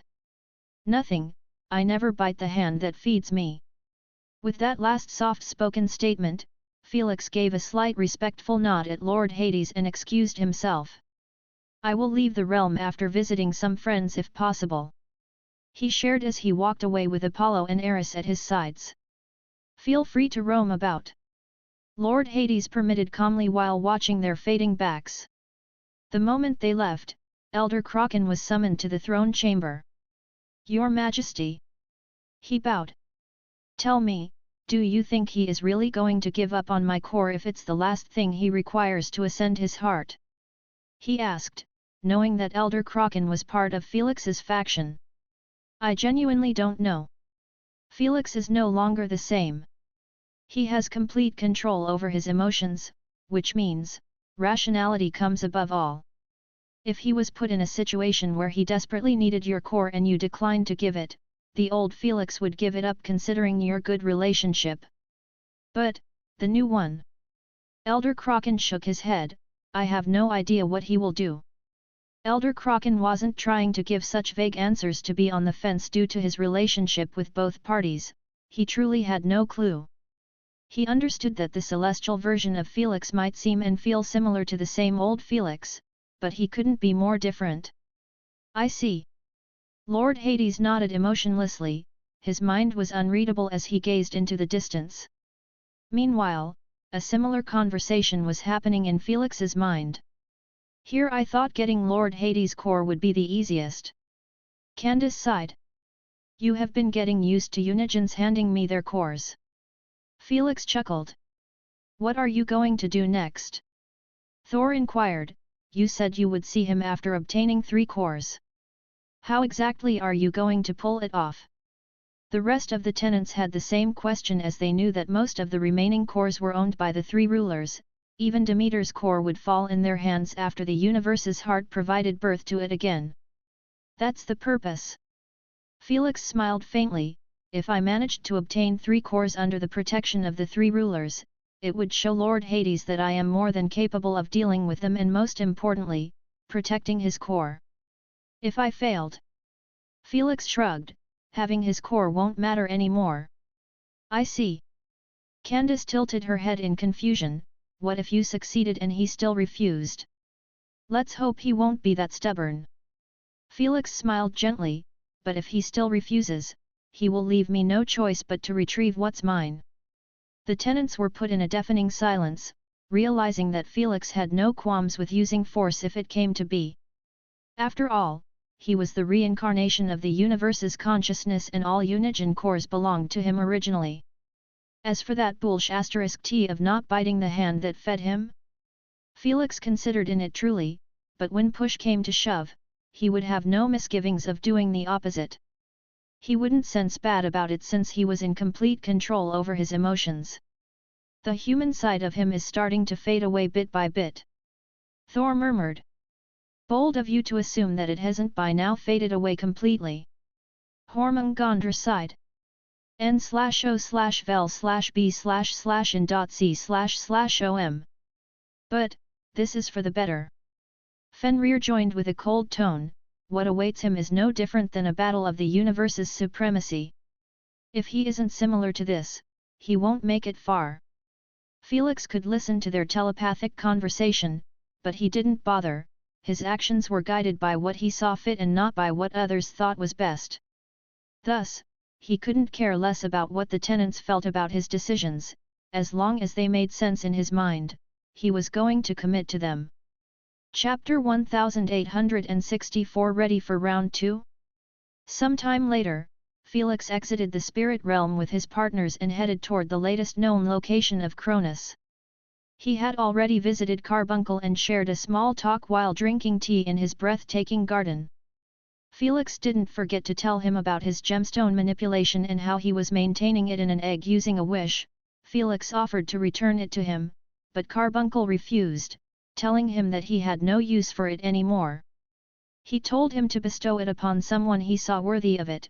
Felix accepted his will and took his leave. Of course, he didn't forget to check on Miss Sani and his old friends. Since they had lost their memories of him, Felix checked on them from a distance. He was pleased to find out that Miss Sani had joined the Enforcers Department and became a captain in no time, while the rest of his friends either stayed with her or went to start their own careers. As for Duke Humphrey, his punishment of serving more than 100,000 years burning by the eternal black flames had yet to conclude. Felix had flown right past him without a single intention of showing him mercy, even when his cries sounded hollow and dead. When he was done with the heavenly plane, Felix considered checking up on Noah and seeing if he needed any help. But, he realized that Noah was just as stubborn as him, and he would definitely reject his assistance whatsoever. Thus, he left him to carry on his mission alone. Now that Felix was in full control of his emotions, he understood that his grandfather and friends were already in the safest place in the universe under Lord Hades' protection. In other words, even when he was now a celestial and had the powers to revive them at a decent price, he decided not to. He knew that they would be an easy target for the three rulers, and he had no intention of risking the destruction of their souls. If that occurred, it would be an entirely different story. For now, his priority was reaching Cronus and seeking to obtain his core. Do you think he will agree? Candace wondered. I doubt if he is even awake, Thor said. He is the space and time guardian.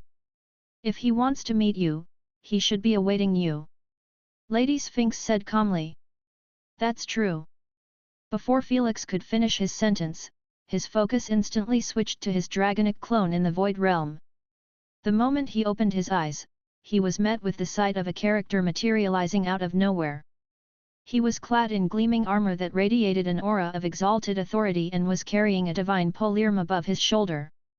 He was biting into a wheat straw and had a cold look as he stood far above Felix, matching his astronomical size.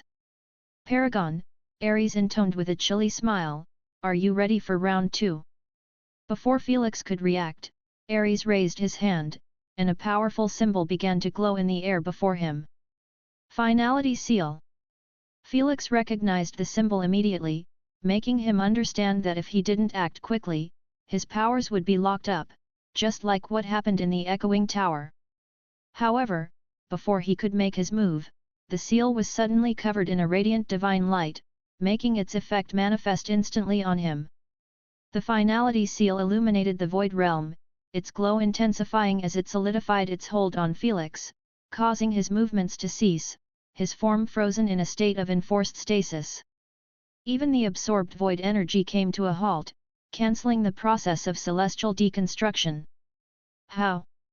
Is he using resplendent divinity? Felix was stunned, not expecting the seal's effect to be this swift and powerful. It was nothing like the version used in the Echoing Tower.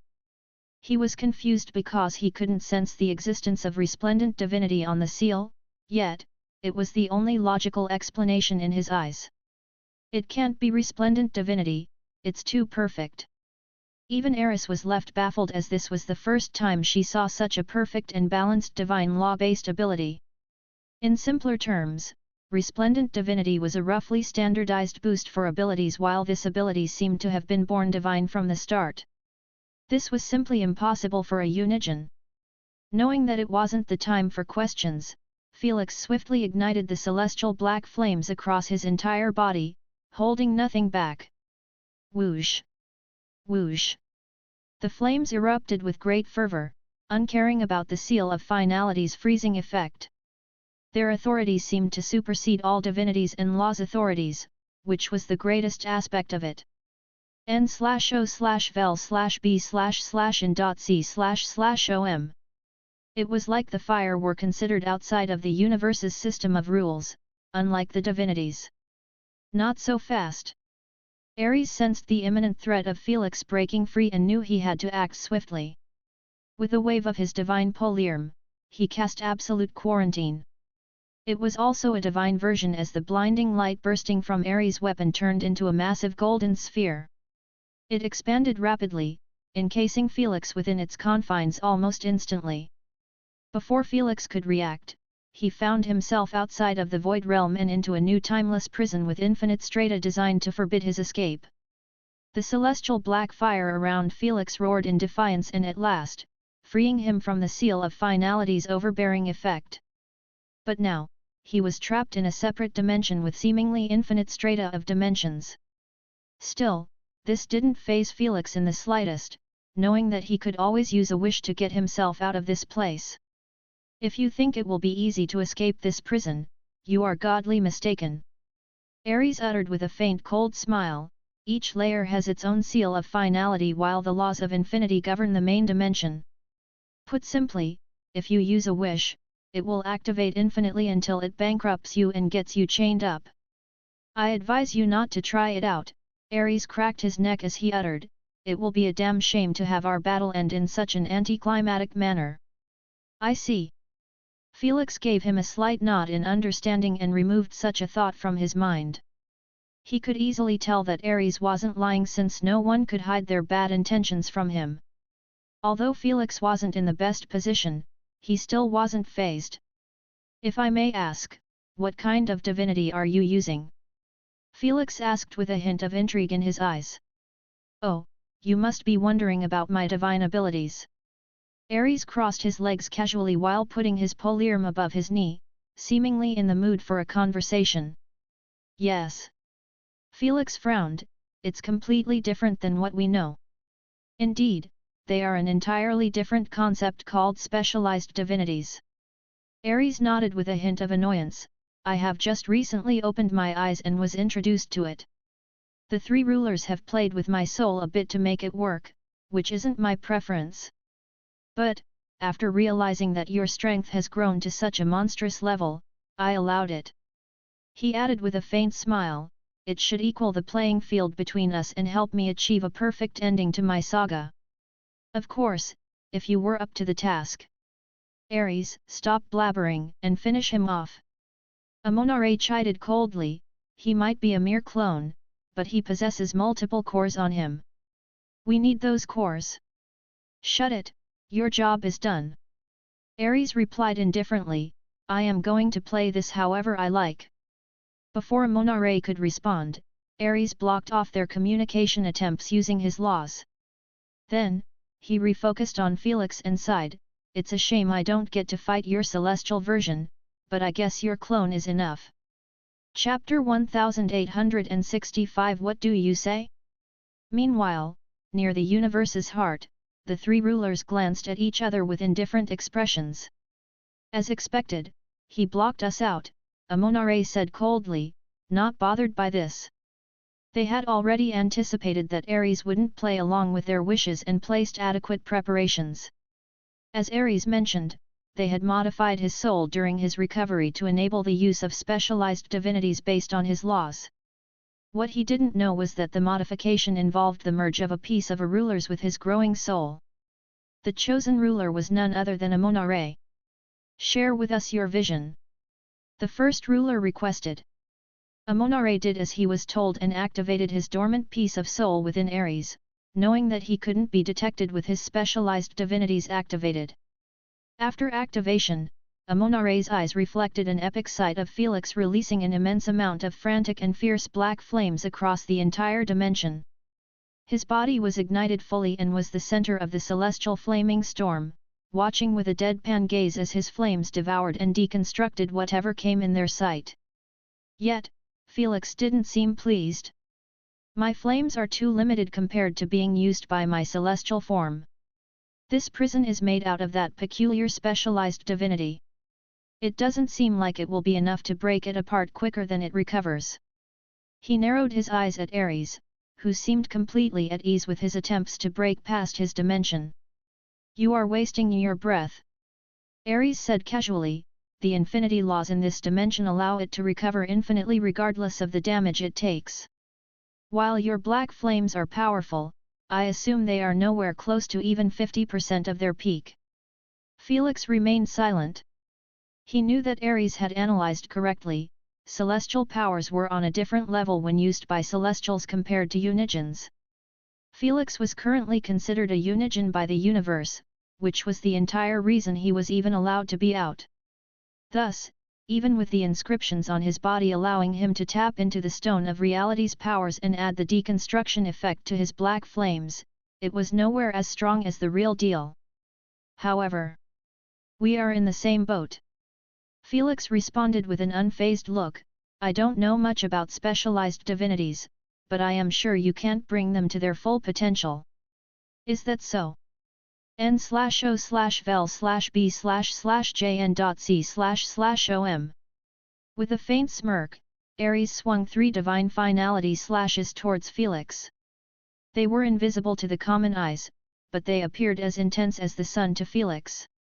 Felix braced for impact immediately, ordering his black flames to roar into life and transform into a shield. He knew that those slashes were capable of ending anything they touched, delivering them to their final point of existence. Only black flames could resist them due to the infinity/finality law's authority being inapplicable to them. Whoosh! Whoosh! Whoosh! As the divine finality slashes met the shield, they were halted in their place, pushing forward with everything, but the black flames held strong. Not one to stand idle, Felix gathered his energy and retaliated. Dimension of order, he intoned to himself coldly. A transparent square began to expand from his palms, seeking to impose order on the chaotic battlefield. The infinity laws didn't apply to the sphere as the black flames had already freed Felix from the dimension's effects on him. They might not be strong enough to destroy the realm in time, but freeing him was a piece of cake. However, Ares had no intentions of losing control over the battlefield. Point end. With an excited roar, he hurled the divine polyarm, which was infused with the power of finality until it manifested into a single dark point at its tip. Phew! The gigantic divine polyarm streaked across the black flames, piercing through them akin to a hot knife slicing through fabric. In no time, it pierced the expanding sphere of order, shattering it into countless fragments of light. The polyarm continued its path, heading straight for Felix, who had just dealt with the 3 slashes. How irritating! Reacting swiftly, Felix made a circle with his hand, utilizing the laws of vibration. Particles started to get agitated within the circle until a gleaming gap in space-time appeared before him. Begone! The unstoppable divine polyarm went through the gap and vanished to a different space-time, disappearing from the battlefield entirely, before Felix brought his palms together and locked the gap. The moment this happened, the 2 deities paused, their eyes meeting across the sea of black flames and glistening golden divine light from the dimension's surface. Not bad, not bad at all. Ares complimented with a pleased smile and a slow clap. You aren't so bad either, Felix said casually while massaging his neck, realizing that this battle was going to take a real toll on him. Why didn't you escape? Ares inquired as he extended his hand to the side, summoning the divine polyarm back to his possession. It manifested in no time, like being thrown into a different plane was nothing. Escape? Why would I do that? Felix tilted his head in confusion. I have always expected your arrival and was planning for it. I just didn't account for those peculiar specialized divinities. Indeed, the moment Felix removed the infinity's effect on him, he was free to leave this realm with many options. Jumping into a different space-time plane was just as easy as using a wish. But, he never had any intentions of escaping from Ares' ambush. He already knew that he would be coming for him one way or another to carry on what he had started in the echoing tower. The reason he decided to stay in the void realm wasn't just to absorb void energy and turn it into celestial energy, but also to have a home-ground advantage over him. The only thing that screwed with his plan was his lack of information about specialized divinities, which was something kept confidential by the 3 rulers from everyone. Although he knew about them now and could deduce that they empower abilities to a divine and godly level compared to other divinities, he still had no intentions of running away. It was for a simple reason. Oh who? Is that so? Ares chuckled, you must be after my core, I believe. Right on target. Felix nodded, unbothered. Does this mean you plan to fight me until the end? Ares asked with a hint of sparkle in his eyes. Always planned to. Felix replied, not an ounce of deceit in his eyes. Good, good, good. Ares' grin grew wider. If that's so, how about we make a little agreement between us? Deal? Yes, to make our fight have a proper ending. Ares nodded. You already know that it is near impossible for us to kill each other with our powers to cancel abilities. Let's not forget our escape capabilities. I am listening. Felix constricted his eyes. He understood that in his current state, he could easily fend off against Ares, but it would be impossible for him to kill him or retrieve his core. That's because he didn't have a SNES core on him to absorb it. In other words, he couldn't play tricks to steal his core while he was still at full strength. If he wanted it, he had to actually beat him so bad, it would be possible to extract the core from him. Of course, this could only work if Ares had no intentions of leaving the fight. So, how about we have a little death match? Ares suggested with a tint of craziness in his eyes, no running away, no cancelling skills regardless of their nature, and no abuse of laws. If I win, well, it only proves that my saga has yet to reach the finish line, but if you win, you will obtain my core. In both scenarios, you will be the winner since your true form isn't even here. Ares extended his palm towards Felix, his eyes gleaming brightly. What do you say? Are you interested in creating the greatest and most destructive battle of all time?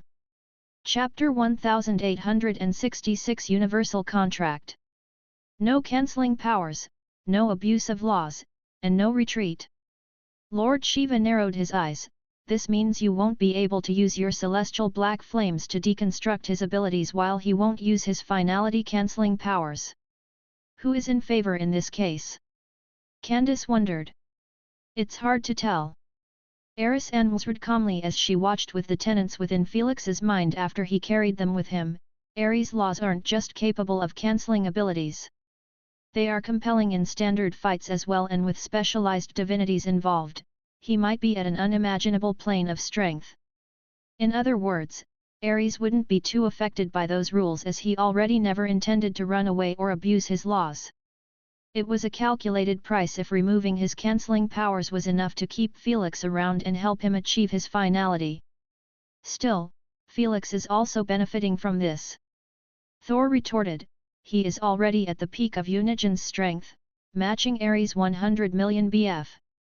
In addition, he is currently able to tap into the laws of heat, lightning, darkness/light, order/chaos/seven sins, and let's not forget Uranus' various laws, gravity, vibration, antimatter, and radiation. With such an arsenal of laws, he is more than capable of putting Ares in his place. He added, his tone spilling with unwavering confidence. Do not underestimate Ares, he isn't called the god of war for no reason. Eris knitted her eyebrows, his previous death should not be used as a measure. It seemed like Felix had taken her advice. I am intrigued by your little deal, but how about we make it fairer? Felix narrowed his eyes, no use of divinities or celestial powers, and the battlefield will be outer space in a deserted part of the universe, not here. Oh who? How is that fair to me? Ares replied, you are taking away my divinities while putting me in a position where you can use your Void Realm's territorial pressure. He got a point. Thor coughed, even if he is the strongest Unigen in the universe, he is not foolish to put himself in such a position. The tenants agreed with him. They understood that Unigen's strength was on a different scale when they were situated in their domains. Felix could easily take any Unigen he wanted if they entered his Void Realm by purely using territorial pressure. The worst part? Only divinities could bypass such pressure. If they were removed from the battle, then, he was putting Ares in a considerably unfavorable position. Isn't the same for me? Felix said calmly, how can I battle you in your infinity dimension without using my celestial black flames to protect me from its effects? You have a point. Ares rubbed his chin thoughtfully, how about this? We can take this outside, but you are banned from attempting to bring me to your Void Realm or using your territorial pressure externally. Also, you can't be assisted by your little helpers. Felix wasn't too surprised by Ares knowing about Apollo and Eris. He could try to hide them all he wanted, but Ares would still find out about them due to them being part of the Samsara circle. As long as divinities are removed, I don't care. Felix nodded indifferently. Good, then it's a deal. Ares' smile grew wider as he got rid of his dimension with its infinite layers of protection. When the tenants saw this, most of them couldn't help but feel weirded out. How can they trust the other to keep his word? Candace titled her head in confusion. If it was me, I wouldn't hesitate to break the deal the moment I am put in a bad spot. Trust. Don't be foolish, little one. Eris shook her head. A contract is a must for such a serious transaction. By the authority vested in the Greed Law, I summon the universe's contract. Felix's voice suddenly echoed through the void. The symbol manifested between Felix and Ares, casting a green light across the infinite expanse of space. N/O/vel/b/jn.c//om. We shall bind ourselves by this contract, Felix declared. Under the terms set forth, neither of us shall break the conditions of this agreement. Should one of us violate these terms, they shall be punished by 100,000 chains. Very well. Ares intoned with a faint eager smirk, let the contract bind us. The moment he gave his blessing, the symbol pulsed with a brilliant light and sent tendrils of green energy extended from the symbol, wrapping around Felix and Ares, signifying their agreement. Then, the symbol disappeared after the universe tightened those energy tendrils around them, making them respect the weight of the contract. Otherwise, they would be chained up by such a large number of celestial chains, that their lives could be said to be turned into hell for the next eons. Unfortunately, the universe wouldn't accept death as a punishment for a Unigen. Apollo clicked his tongue. There is still a chance of both sides choosing to break the contract rather than death. Wait, can't my father break apart the contract? Nemo inquired with a hint of worry in his tone. He might be the Unigen of Greed laws, but he can't go against the authority of the universe. Eris answered, thus, once used, the terms have to be respected by both parties since it is considered a universal matter now. Wow, why hasn't Felix been using such a symbol? Loki wondered, knowing that such a symbol would have helped Felix to be more diplomatic about many decisions. The universal contract is a unique ability that can't be used often since it involves the universe in our matters. It's like forcing a supreme judge to handle a traffic ticket. Eris clarified, thus if he tried to use it often, it would border on abusing his laws. I see. Makes sense. The tenants agreed in understanding. Follow me, I know a place. Meanwhile, Felix punched a hole in the space-time reality, creating a shattered hole, leading to a chaotic dimension. Haha, lead the way. Ares chuckled and entered the hole without an ounce of hesitation. When the gap closed, Felix punched a new hole and jumped out of it with Ares close behind him. Is this where I think it is? Yes, the best battlefield for our battle. Felix nodded as his nonchalant eyes roamed across the infinite darkness surrounding them. The great nothingness, Lord Shiva murmured, realizing that Felix picked the colossal region devoid of stars and galaxies due to his destruction. Who would have thought your crazy plan to destroy the universe would end up being used as a stage for the Unigen's battle? Loki sniggered at such an ironic situation. Who would have thought indeed? Lord Marduk mumbled as he watched Felix and Ares situating themselves for the battle. Their sizes were still bigger than galaxies, yet it didn't seem like they had any intentions of shrinking their bodies. Suddenly, Felix reached out to the side and pulled forth a gleaming bronze weapon, Uranus Divine Bronze Scythe. Felix had collected all the divine weapons of his slain Unigens, causing him possess a small collection in his spatial ring. While he favored a battle axe, he could still wield any weapon to near perfection. You can have the honor. Ares permitted with a faint smirk. Unbothered, Felix slashed the vacuum with a powerful swing, leading to the blade of the scythe to leave a trail of intense gravitational forces. The slash solely stretched for thousands of light years, leading to the void to tremble unstably. Resonant black hole. Felix intoned, his voice bearing the weight of the cosmos. Chapter 1867. With me, there is always an end. From the trembling crack, a supermassive black hole was born almost instantly and began expanding rapidly while pulsating with destructive vibrations. It was a mixed technique created out of vibrations and gravity, causing the black hole to draw in the surrounding matter and energy while the resonant vibrations created waves of destructive force that radiated outward, destroying them before reaching the horizon event. Starting strong, I see. Ares chuckled as he braced himself against the intense pulling force of the black hole. But, this isn't nearly enough to deal with me. Suddenly, his expression turned cold as he tapped his forehead once. Felix braced for a counterattack but noticed nothing had changed. However, before the tenants could assume the same, the gravitational pull on Ares seemed to weaken rapidly until it stopped working on him entirely. Not even his hair seemed affected. If using cancelling abilities wasn't banned, he would have assumed that he cheated.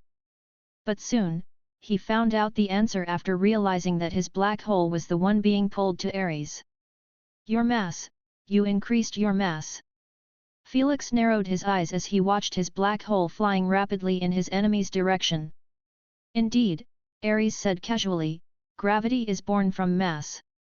It is the invisible force that pulls objects with mass toward one another, growing stronger with greater mass and weaker with distance. I can easily increase my mass to infinity, making my gravitational pull much stronger than your little black hole. At the same time, I can do this. The instant the black hole got dangerously close to Ares, he slashed it once with his divine poliarm. His weapon was infused with infinity laws, causing the black hole to start losing its mass at an explosive rate until its mass reached zero. It disappeared into the nothingness like it was never created. While Felix merely narrowed his eyes at such a sight, the tenants were left stunned. They realized that Ares could still get rid of Felix's attacks by reverse engineering them with his infinity laws. This wasn't considered as cancelling abilities at all compared to his finality laws that could end anything they touch.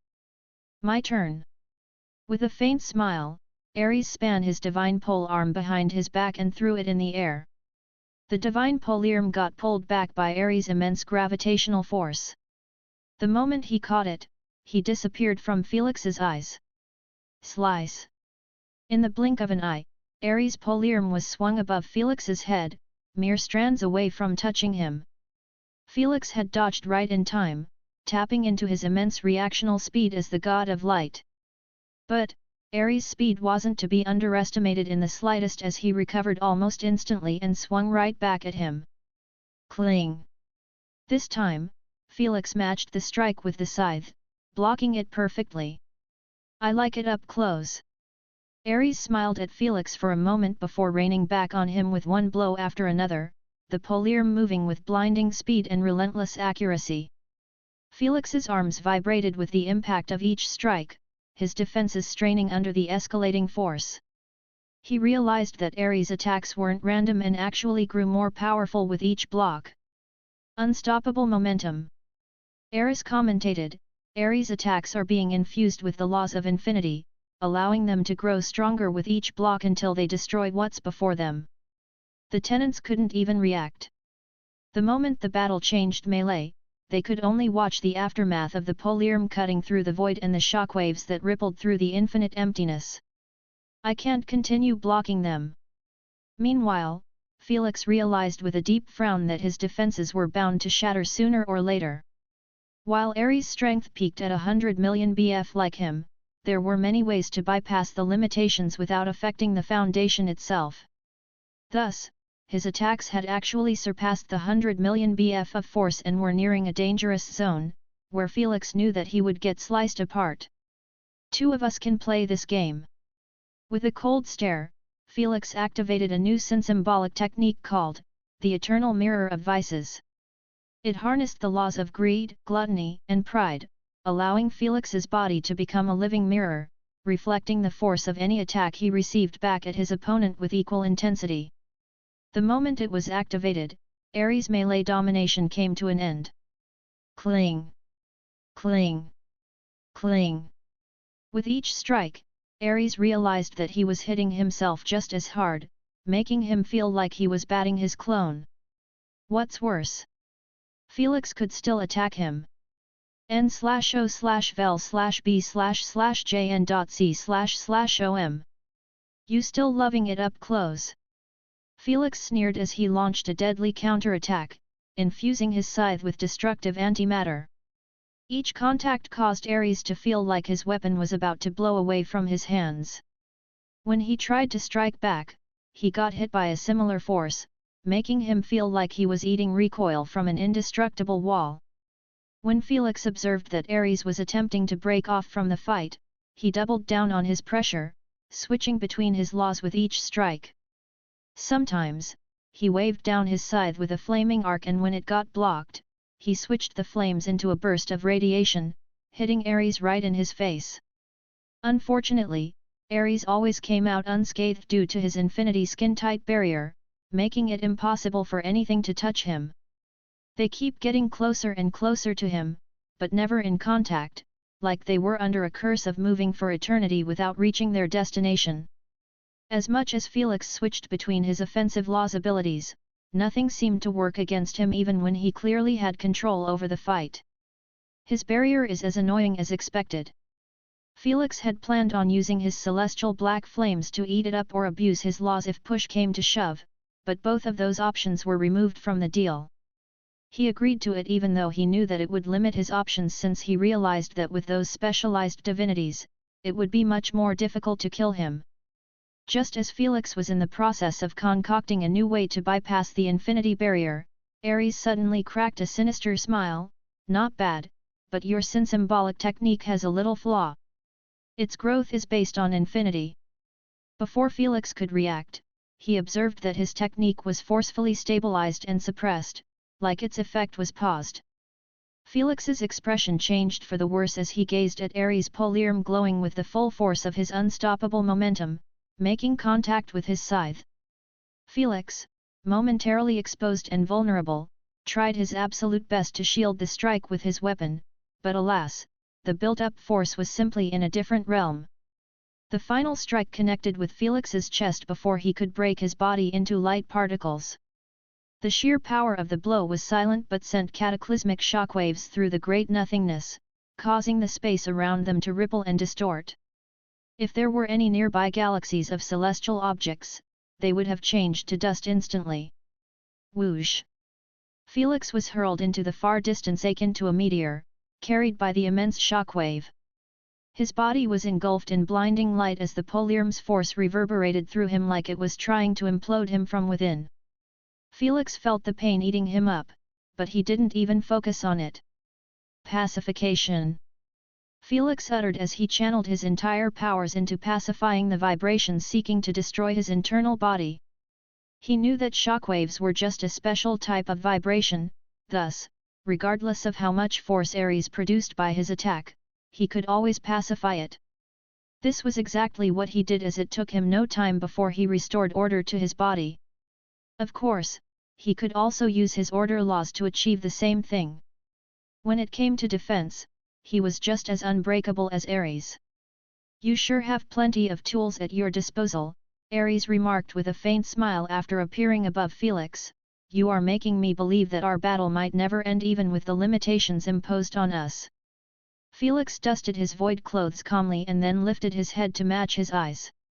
Then, he uttered expressionlessly, with me, there is always an end. Chapter 1868 A Perfect Matchup. What do you think? Medusa asked her peers. I don't know, even with the limitations imposed, both parties are near invincible. Amonare narrowed his eyes coldly. This means the fight might last for millions of years, if not forever, or in the next couple of minutes. With the condition of not running away added to the contract, there was no way out of this battle but to fight it out regardless of the period it would take. The sad part?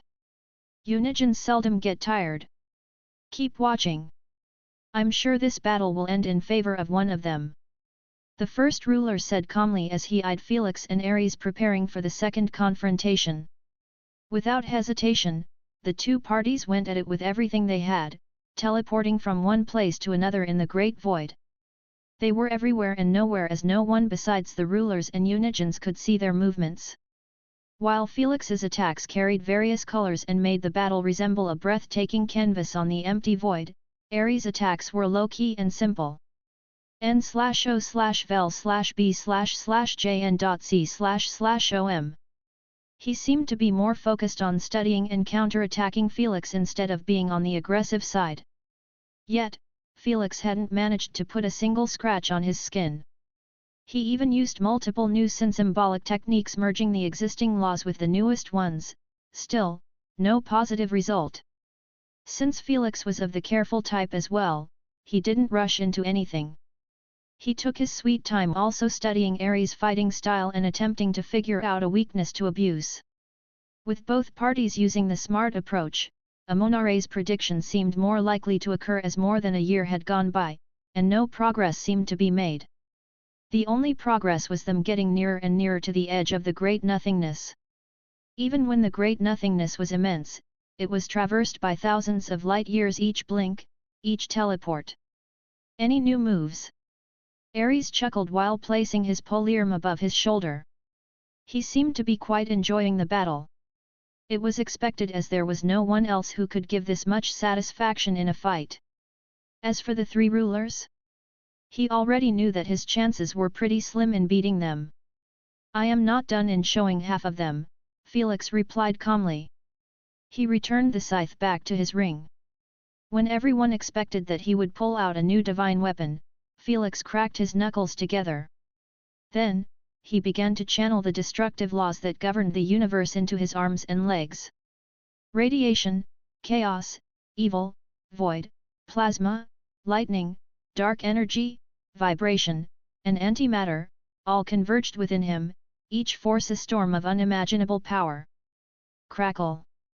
His right arm crackled with the combustible energy of plasma and lightning, bolts of pure electricity arcing around his form. His left arm throbbed with the sinister glow of chaos and evil, tendrils of dark power squirming and coiling around it. Antimatter flickered in and out of existence, its destructive potential barely contained, while radiation seeped out in waves, distorting the space around it. The combination of these forces turned his arms and legs into a vortex of pure, cosmic destructive might.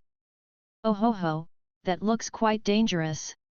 Ares spoke composedly, but his eyes couldn't hide a hint of distress in them from Felix. Although he trusted his infinity barrier, he also had never seen a Unigen with two raging fists packed with destructive forces of the cosmos. But, he wasn't to fear a confrontation. Let me put on my infinity gauntlet. He placed his polearm to the side and coated his fists with an infinite energy aura, planning on taking Felix's fists head-on. He also coated his legs just in case. Then, Felix and Ares squared off like two hooligans in an alley, one entering a boxing stance with his fists protecting his face while the other choosing a peculiar martial arts stance. Ares had one palm high above his head while the other as low as possible. Then, he moved them in a circle, seemingly manifesting a samsara circle. Before the tenants could even comment, the two titans lunged at each other simultaneously.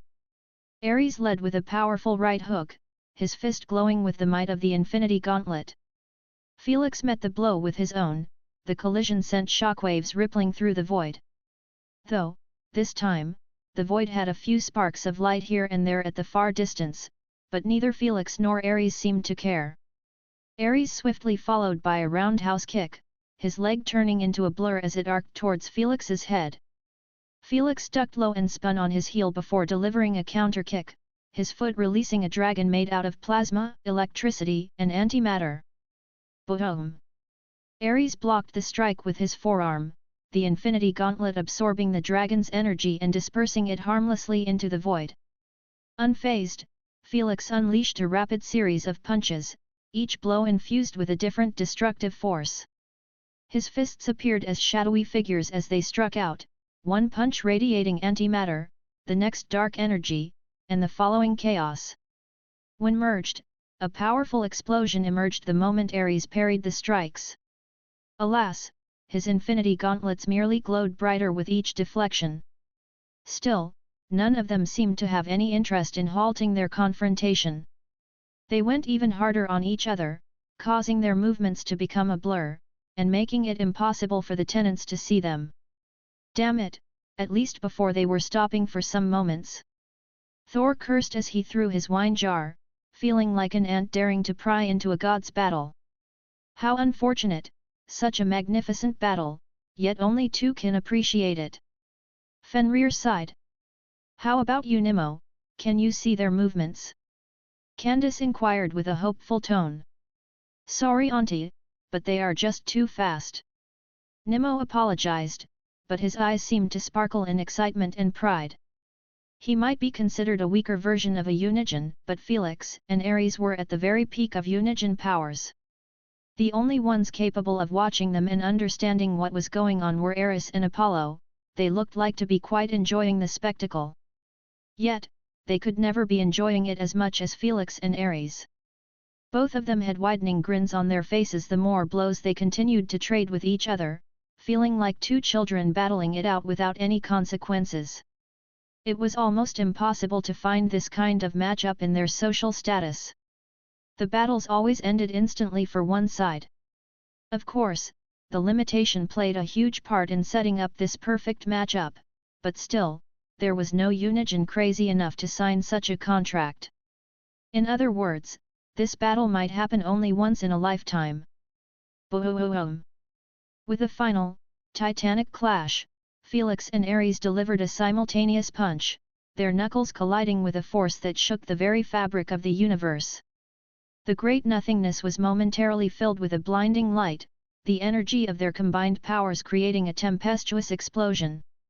Unbeknownst to them, the explosion's main force traveled to the nearest galaxy as their battle had taken them far too close to the edge of the Great Void. But, none of them looked like to care. The moment the light faded away, Felix and Ares stood facing each other with their chests heaving with exertion and pleased grins reaching their ears.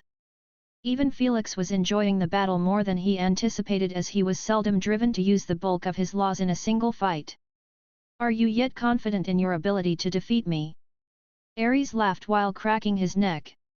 I am just getting started, Felix replied with a confident smirk, but deep down, he genuinely had no clue how to end this battle in his favor. Chapter 1869 A Crisis. Meanwhile, in the Grand Chamber of the SG Alliance Council, the atmosphere was tense and charged with urgency. The council hall, which was usually a place of calm deliberation, was now buzzing with a sense of impending crisis. The 10 rulers of the Scalliance's most authoritative races in the universe had been summoned urgently by Queen Ai out of nowhere. It was for a good reason. Thank you all for assembling so swiftly, Queen Allura said solemnly. We face an unprecedented emergency. With a wave of her hand, the holographic display activated, projecting a detailed map of the universe. At the heart of the projection was the Gateway Galaxy, a crucial nexus of interstellar travel and commerce between the Scalliance's main territory and subsidiary territory on the other side of the Great Nothingness. This galaxy was called a different name during the reign of the demons, but after the SG Alliance took hold of it, they gave it a fitting name for its grand purpose. Because it was considered the link connecting the territories, it was populated to the brim due to its successful economic status. We heard too. An abnormal cosmic storm seems to be fast approaching the Gateway Galaxy at the speed of light, Emperor Local added while scanning the faces of the gathered rulers with a serious look. This storm is unlike anything we have ever encountered. Its kinetic energy is off the charts, and its path is devastatingly clear. The holographic display zoomed in on the Gateway Galaxy, highlighting the storm's trajectory. It was a chaotic turbulence of energy moving inevitably toward the galaxy, leaving a trail of destruction in its wake. Based on Queen Ai's readings, this cosmic storm is going to turn the entire galaxy into dust and carry on its trajectory for millions of light years. Elder Dragon White said, not a hint of joy in his voice. The Gateway Galaxy is merely the start of its destructive journey. This is bad, we have to find a way to stop it. Olivia exclaimed with a concerned tone, trillions of lives are at stake here, we must put a stop to it. After Noah took off on his mission to rescue his sister, he left his representative chair empty. While Olivia refused many times to take on his responsibility of representing the entire human race, she realized that if she didn't do it, all of Felix's hard work would go to waste. Thus, even when this role didn't suit her character at all, she stepped up to hold on to the torch, at least, until Noah returned. This job seemed to have helped her mature more than anything else. While she was still as short as ever, she had lost her innocent and baby face. She could be said to have become a true leader, worthy of leading the human race and fighting for their benefits in the Alliance. It's not so simple, Madame Olivia. The Hive Empress Scarlet shook her head and said with her usual gentle tone, this kind of storm can't be stopped even by primogenitors. It had the strength to erase galaxies without any resistance. How do you suggest we stop a storm stretching for millions of light years? Olivia could only bite her lips and remain silent, finding no reasonable solution. How much time do we have before the storm reaches the Gateway Galaxy? King Mahit inquired calmly. As the Watcher's King and the current strongest entity in the SG Alliance, he was considered the first ruler, and his opinion/authority was highly respected across the board. At its current speed, Queen AI replied monotonously, the storm will make contact in less than a year. Less than a year. Queen Elena murmured, I believe it's enough time to evacuate the Gateway Galaxy before impact. Evacuating an entire galaxy in a year, this is crazy work. Emperor Local of the Dwarven Empire couldn't help but smile wryly at such an insane decision. We have no other choice. Elder Dragon White added, we should count our lucky stars, the storm is heading to the other side of the void.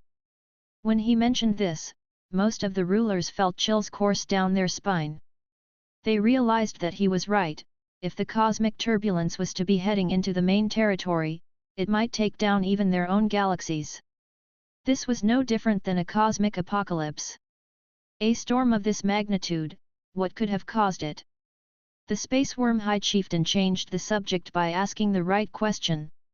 Our initial scans indicate that the storm's origin lies in the Great Nothingness. Queen AI answered. The Great Nothingness, it's called this for a reason.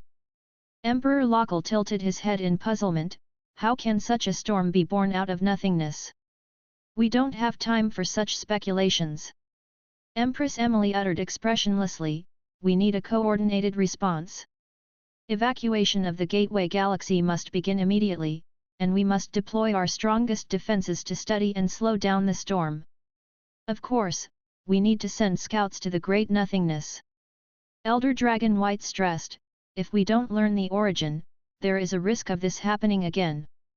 Realizing that time was tight, the 10 leaders began to strategize and coordinate their efforts under the holographic display of the cosmic storm, a harbinger of destruction drawing closer and closer. As Olivia looked at it one last time, an image of Felix couldn't help but surface in her mind. What would he do if he was here? Olivia smiled bitterly, I am sure he will find a way to block it no matter how impossible it seemed. One could only wonder what her reaction would be if she were to find out that Felix was responsible for the cosmic storm. It appeared like she was going to find out sooner than anticipated, as the Alliance's scouts had already made their way to the depths of the Great Nothingness. They were a squad made out of battle space worms, allowing them to arrive at their desired destination almost instantly. The moment they bypassed the traveling cosmic turbulence and set their advanced radars, they connected up to Queen AI's overpowering spiritual senses. Do I allow them to witness this or not? Loki massaged his chin playfully for a moment before showing a wicked smirk, why not? It's about time they witness what true godhood looks like. As the true owner of Queen AI, he was in full control of what he wanted to show to the 10 rulers. n/o/vel/b/jn.c//om. So, he allowed Queen AI's senses to reach the battlefield and share the horrifying sight with the 10 rulers. The moment everyone's eyes focused on the holographic display and saw Felix and Ares standing in front of each other, their souls almost escaped from their throats from dread. All of them were visibly shaken to the core, like their minds couldn't fathom or comprehend the scene before them. Emperor Lockel's voice faltered as he tried to speak. By the stars, their sizes, How? Even King Mahit, who was always composed, was utterly stunned. They're as large as galaxies. The sheer scale of their existence, it's incomprehensible. How can such beings exist? Are those gods? Their power must be beyond anything we've ever imagined. Space Worm High Chieftain could only whisper with a pale face.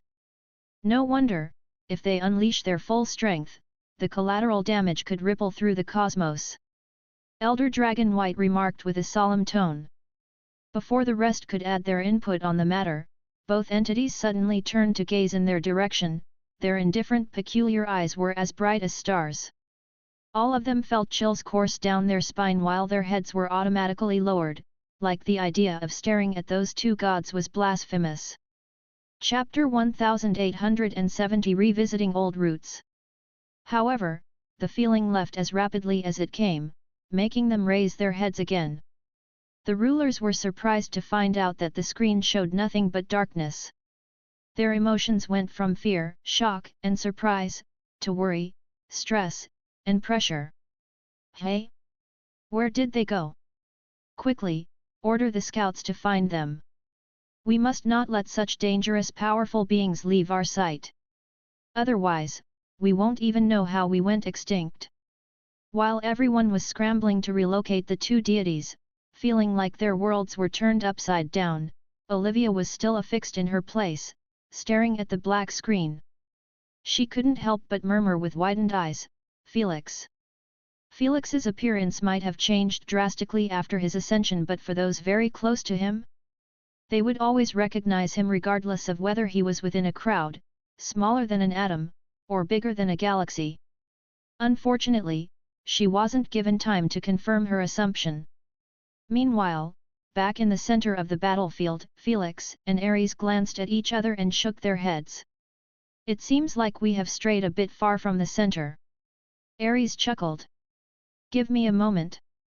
Felix lifted a finger in front of his face as he closed his eyes, releasing his senses far and wide. Then, he immediately picked up on the rushing cosmic storm toward the Gateway Galaxy, making him realize that it was the reason they attracted the Alliance's attention. Having no interest in making citizens of an entire galaxy homeless, he waved his hand and manifested a long void rift until it stretched as long as the shockwave itself. The terrifying shockwave was consumed instantly by the void rift, leaving nothing behind. Felix closed his fist and the rift followed along. "Looks like you still have a soft spot for mortals." Ares shook his head while clicking his tongue. "Tisk, tisk, tisk, this is going to cost you dearly against the three rulers." "You're wrong." Felix replied indifferently, "I have no interest in going out of my way to help them. If the three rulers were to use them, I wouldn't care less. n/o/vel/b/jn.c//om."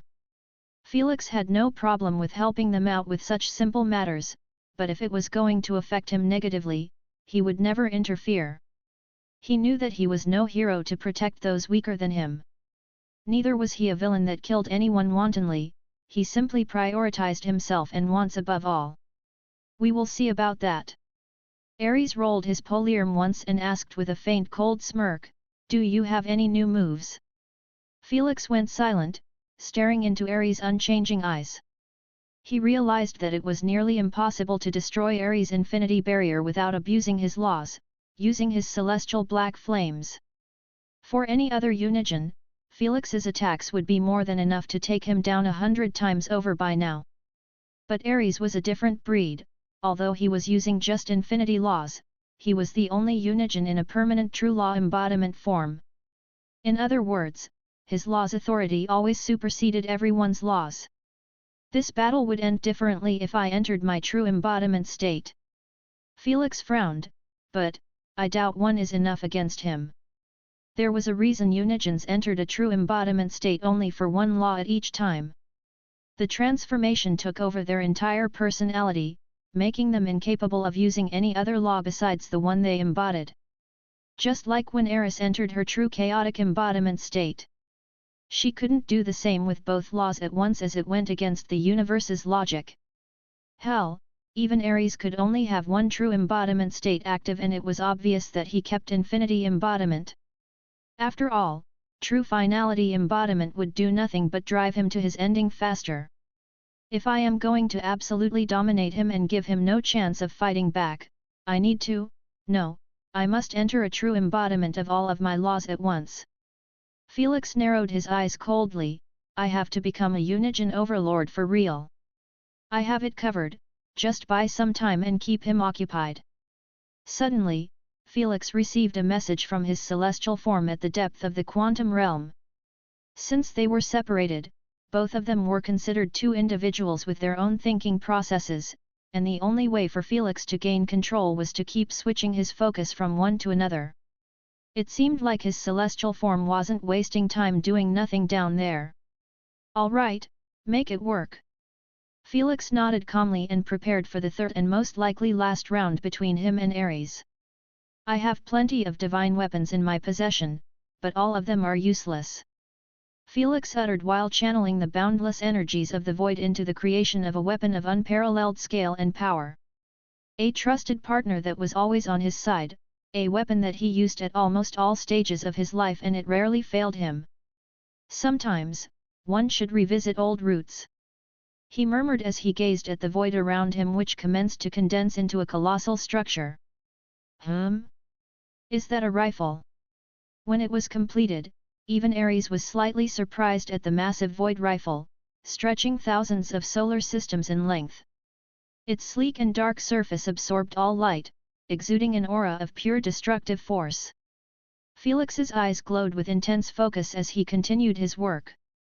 He summoned the 7 draconic tails and directed them to coil around the massive rifle, causing their scales to reflect the cosmic energies produced from their battle.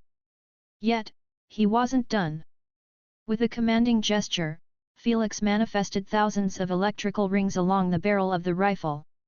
Each ring buzzed with vibrant arcs of golden electricity and was lined up perfectly with one another, forming a continuous chain of raw power.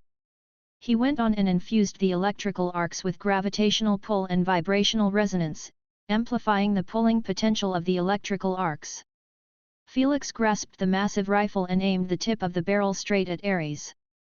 Then, he ordered coldly, "Annihilation burst bullet." 2 coiling dragons opened their maws and commenced to exhale a swirling vortex of void energy while the other released a stream of antimatter. The 2 streams of energy twisted and intertwined, merging into a single sphere between the dragons' mouths. Felix watched intently as the annihilation burst bullet took shape, a small, dense orb of unimaginable destructive potential. After it was created, he placed it in the specially designed chamber of his colossal void rifle. Without an ounce of hesitation, he pulled the trigger, and the annihilation burst bullet shot forth from the barrel and had its speed accelerated to an unimaginable speed by the empowered electrical rings. Each ring doubled its speed until the bullet was faster than light itself. What a fascinating! Before Ares could even finish his sentence, he lowered his head and noticed the annihilation bullet digging at his infinity barrier with such great fervor, as it would never stop spinning until it penetrated it. But, Felix realized better. Boom. Chapter 1871 Samsara Wheel. The antimatter core detonated, creating a terrifying localized vacuum around Ares, pulling in surrounding matter and energy. This caused Ares to be caught momentarily in one place. Felix, preparing for this opportunity, manifested millions of void rifts across the battlefield, surrounding Ares from all sides. Almost instantaneously, Felix loaded his rifle with new types of bullets using different combinations of his laws. Inferno shard bullets, gamma vortex bullets, photon quakes bullets, nova blasts bullets, electromatter bullets, void breaker bullets, and the list goes on and on. Some bullets were crafted out of 3 laws while some out of 4. Yet, they all had a singular purpose, seeking to bring Ares to his knees. Boom! Boom! Boom! The void breaker bullets were the first to launch, shooting like dark comets, aiming straight for Ares. Nova blasts bullets were hot on their heels, glowing with the searing intensity of plasma, light, and fire. Next were electromatter darts, which were crackling with lightning and antimatter, joining the fray and adding to the storm of chaos descending upon Ares. Felix was using the void rifts as a means of travel, making it nearly impossible to predict their exact course. Ares slashed apart the localized vacuum and stayed in place, knowing that he could not evade those bullets in time. So be it. Unfazed and with a hint of exhilaration, he started swinging his divine polear make into a graceful dancer. Slice! Slice slice! He might not be able to see the bullets, but he was capable of feeling their trajectory and even slowing them down, using his finality laws. After all, objects in motion could only have two endings, either travel for infinity or stop eventually. In both scenarios, the laws of infinity/finality applied to them, which meant Ares still had complete control over the situation. Yet, he kept dancing all over the place, slicing apart each bullet with his eyes closed and a smile wider than a kid receiving a console on his birthday. Voidbreaker bullets created miniature black holes where they struck, Nova Blast's bullets left behind supernovas in their wake, and the electromatter bullets zipped past him, failing to paralyze him. Even when those bullets were flying at him from millions of directions through those void rifts, not a single bullet managed to hit his infinity barrier. Ares laughed, a sound that echoed through the void, seemingly enjoying the challenge. "Is that all you have, Paragon?" he taunted, dodging a particularly close Nova Blast. "You'll need more to bring me down." Felix narrowed his eyes as he increased his assault, causing millions of bullets to rain down upon Ares. Their varied destructive powers created a symphony of multicolored chaos. As the relentless barrage continued, Ares' expression soon shifted from amusement to concentration. The sheer volume of bullets became way too overwhelming, their destructive force converging on him from all directions. He might have his infinity barrier, but he wasn't interested in getting bombarded.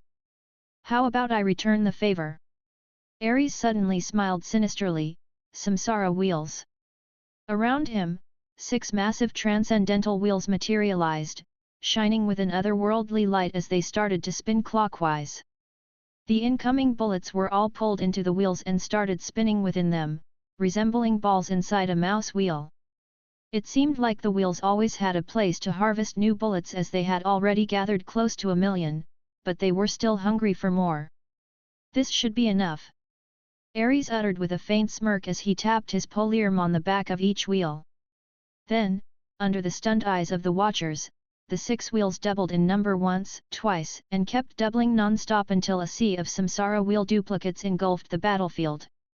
Ares focused all of those wheels in the direction of Felix and gave out a single order: "Fire!" Nov. L. B //JNN. All the bullets were launched and blazed with an ominous glow as they were infused with the Infinity Law, making Felix realize that his control over them was stolen. Although he commanded the laws making the bullets, the moment they were infused with Infinity Laws, which affected all laws in the universe, Ares' authority took over.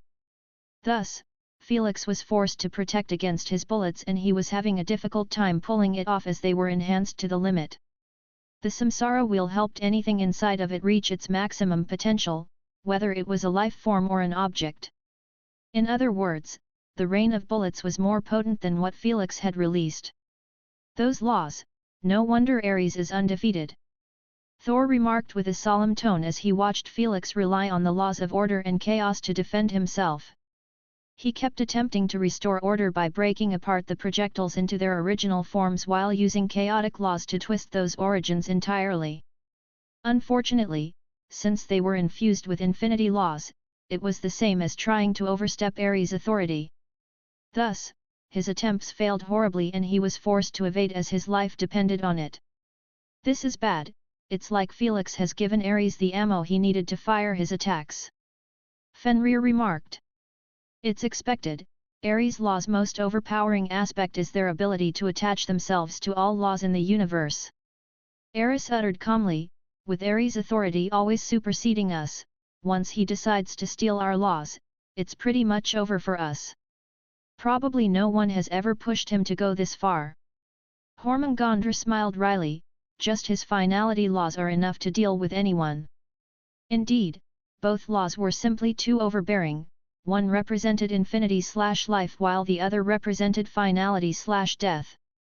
If no one could bypass Ares' finality/death laws, there was no point in using the other.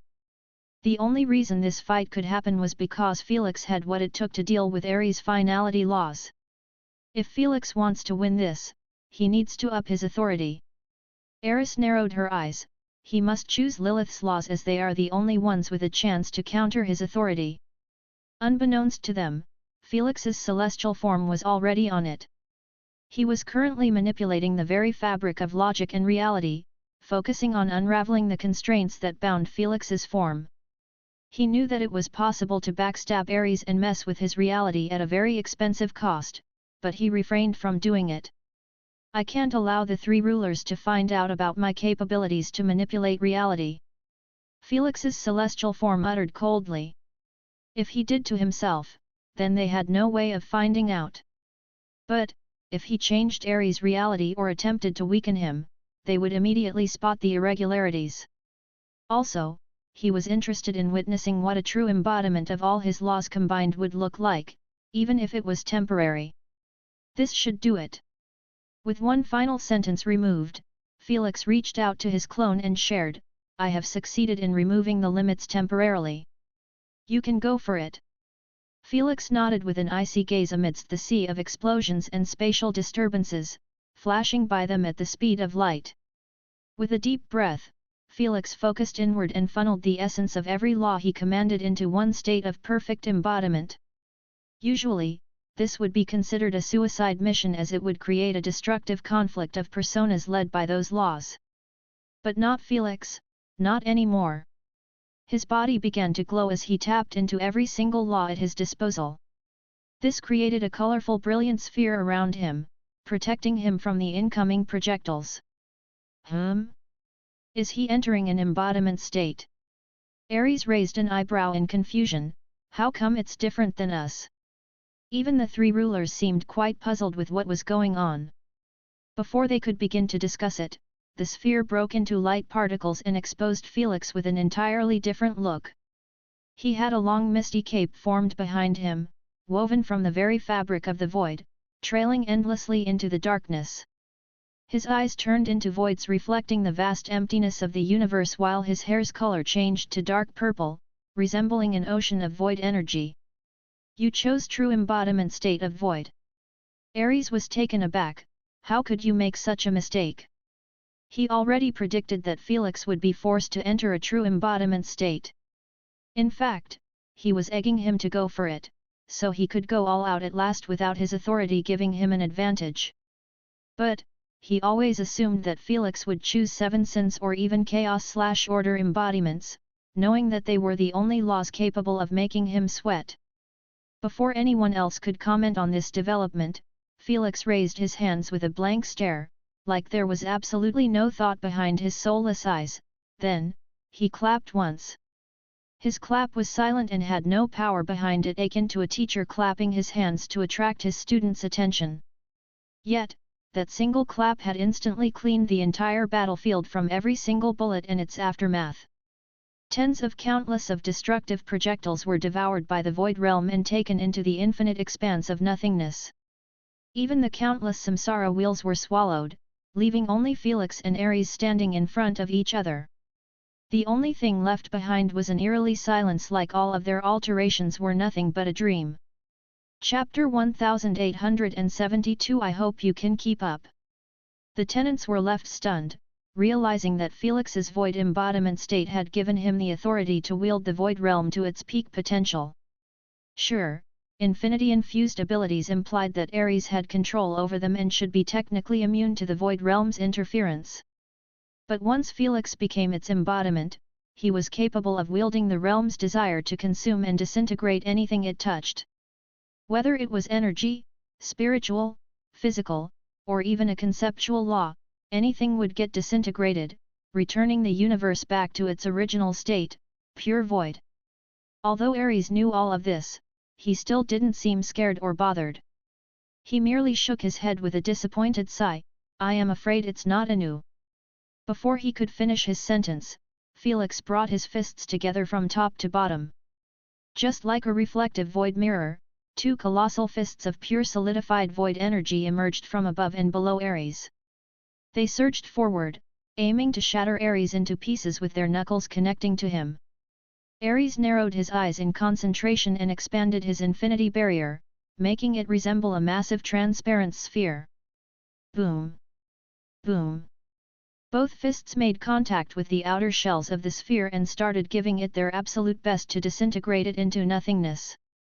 Alas, the fists appeared affixed in their place, causing mere ripples to appear on the sphere. Conflict of authority. Ares disclosed with a deep frown. Hey! Candace wondered, what's that? How is it any different than what was happening before? In her eyes, Ares' authority seemed unshakable even after Felix's transformation. All Unigens are capable of entering true embodiment state, but it's useless for the majority of them due to this very reason. Ares clarified, before, if Felix used his void abilities, they would instantly fail regardless of their strength due to him not tapping into void embodiment. But now? His void abilities can actually start affecting infinity and seek to destroy it. Unfortunately, they have just entered the playing field.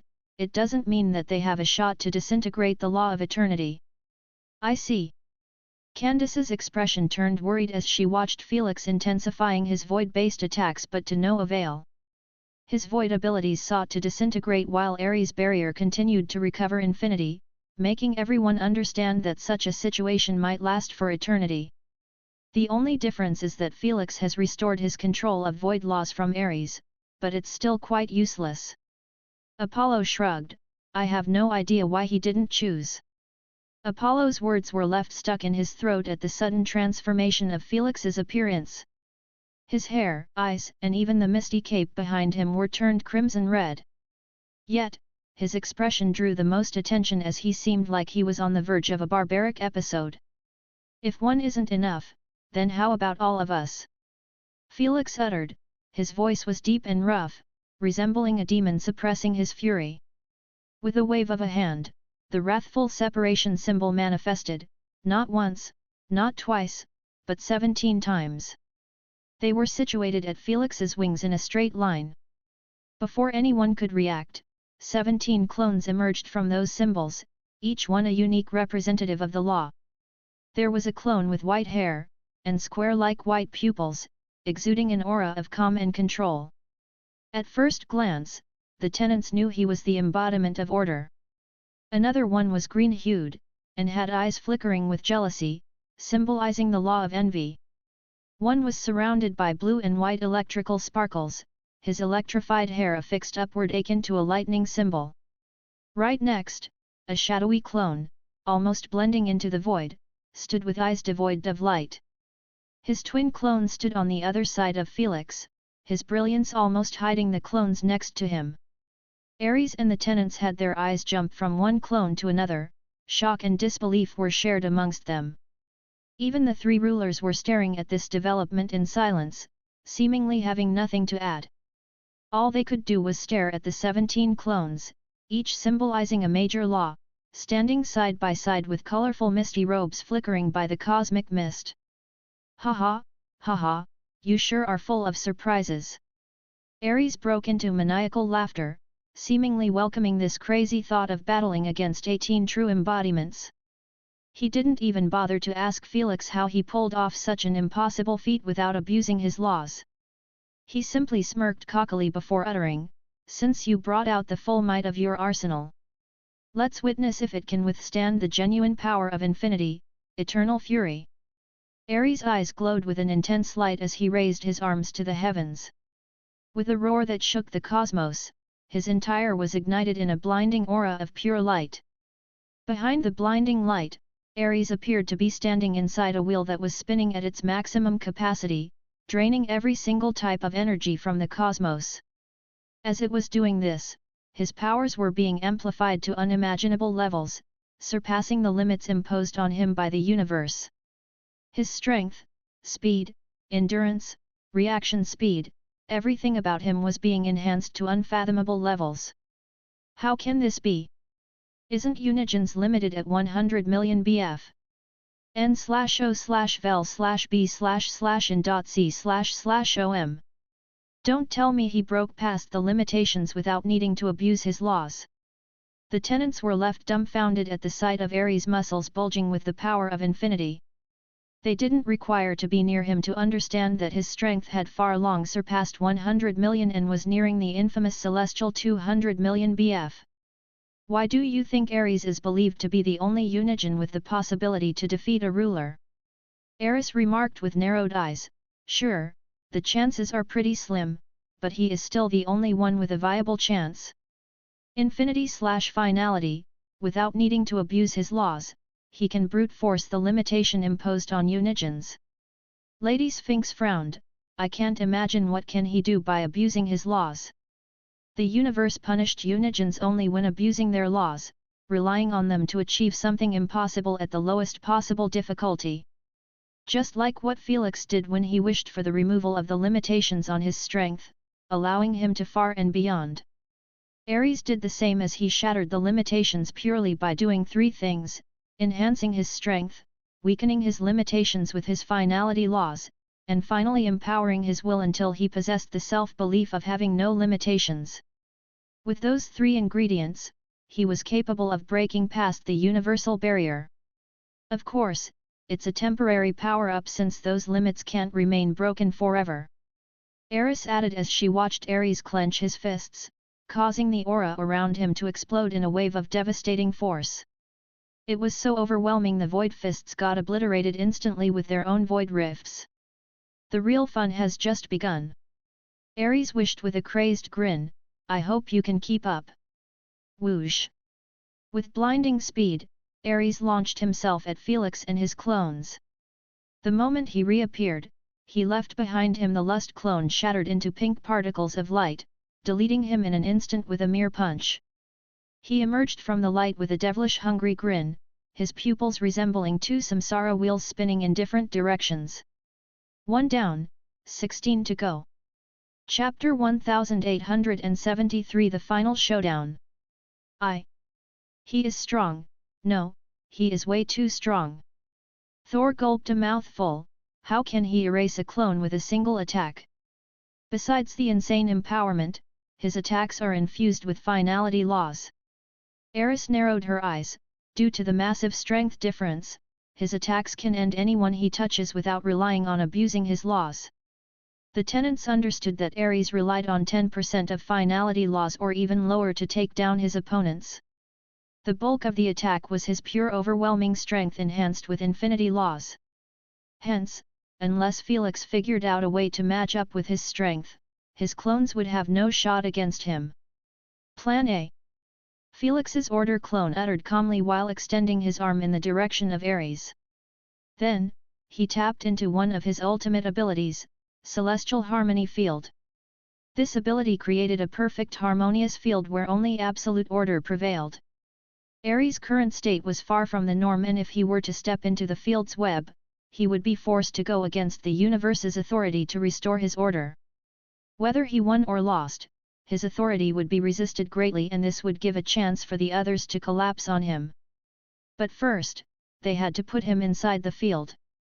The rest of the clones nodded with cold expressions and each popped off their own ultimate abilities, going all out from the start. The clone of Wrath went to intercept Ares while engulfed in a fierce rampaging crimson aura. You aren't the only one with the capabilities to exceed your limits, Ares. Wrath bellowed, his eyes blazing with rage as he collided with Ares, fist to fist. Boom!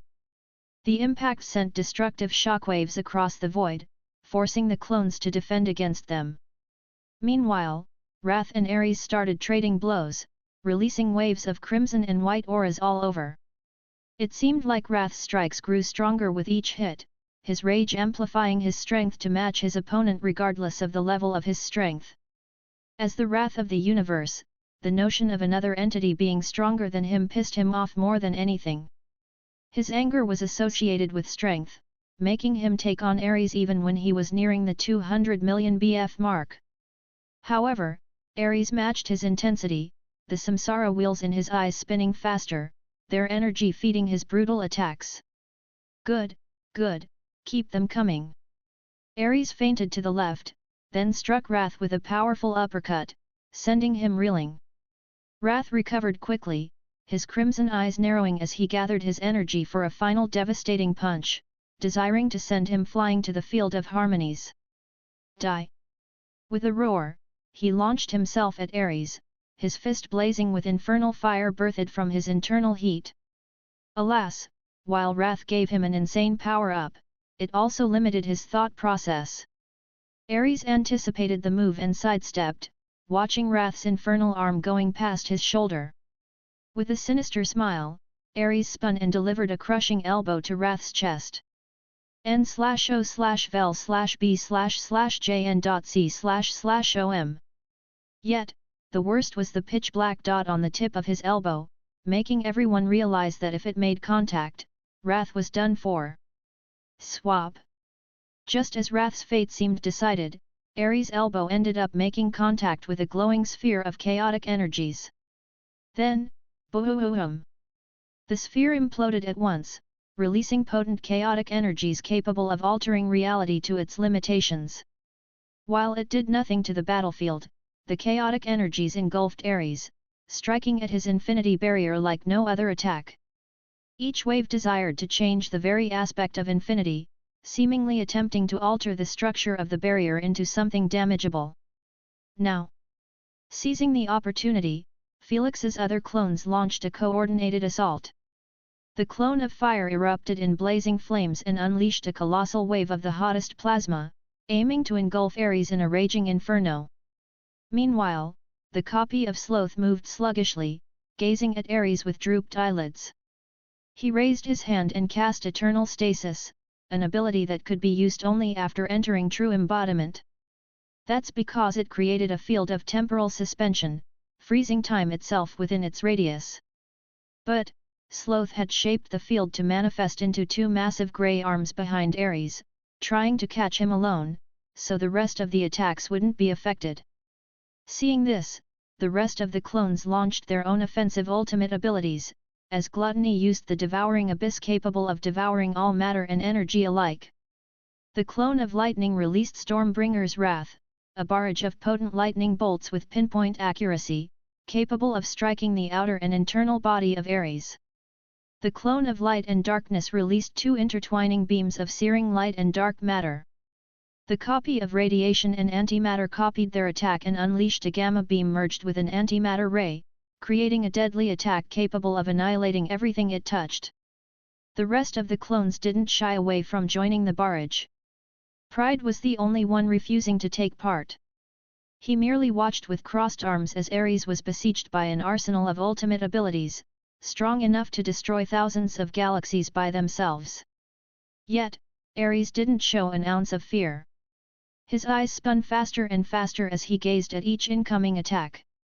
The moment eye contact was made, the assaults seemed to have weakened immensely until there was barely 1% of their original potency. The Eternal Stasis arms became so small, that they couldn't even catch Ares' clothes.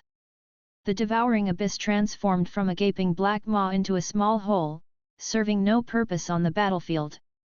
The two beams of light/darkness and radiation/antimatter had their concentration reduced until they resembled two invisible lines.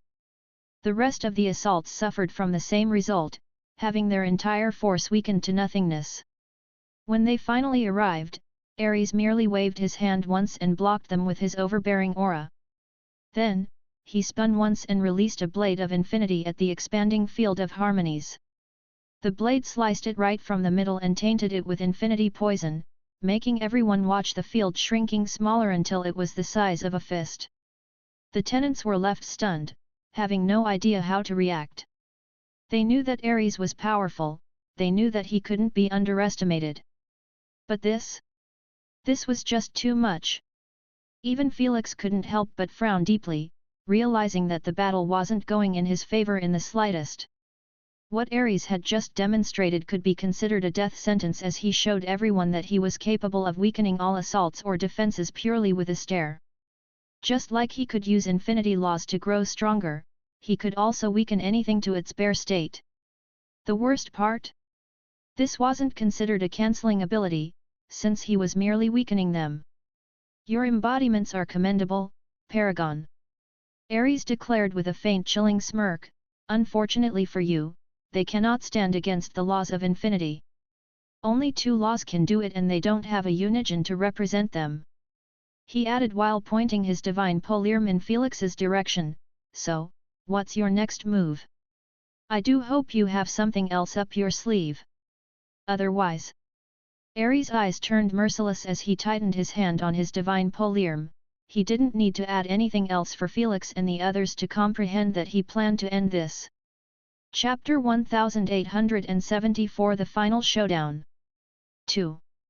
Do your worst, Felix uttered coldly, his clones entering a defensive formation. His attacks might have failed to harm Ares, but he understood that his current strength had a time limit. He couldn't maintain his current powerful form forever since the limitation removal was temporary. He couldn't abuse his laws to increase the time or such. All I have to do is survive until his enhancements die out. Felix and his clones narrowed their eyes, each one already coming up with unique strategies to buy time. Alas, Ares wasn't foolish to enter his eternal fury state without being certain about his capabilities to end this battle right away. Wanna see a trick? Ares smiled wickedly.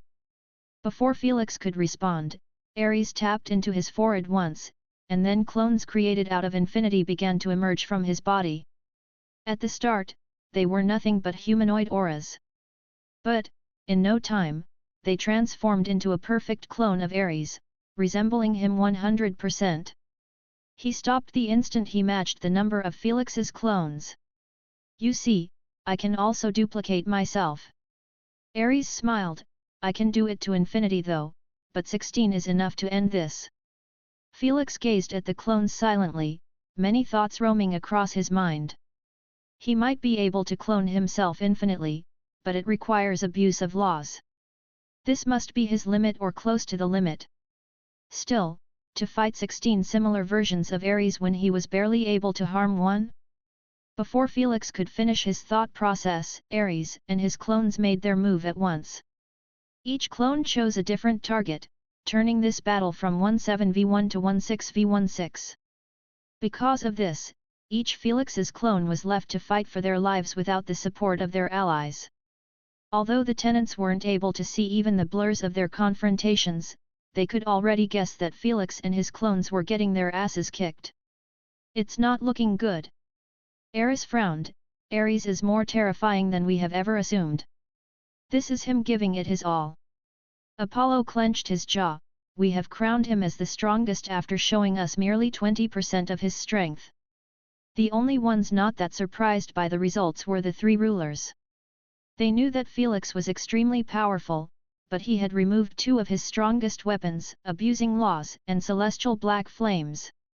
Unlike him, Ares could do well without them since his infinity law's authority was the highest of them all.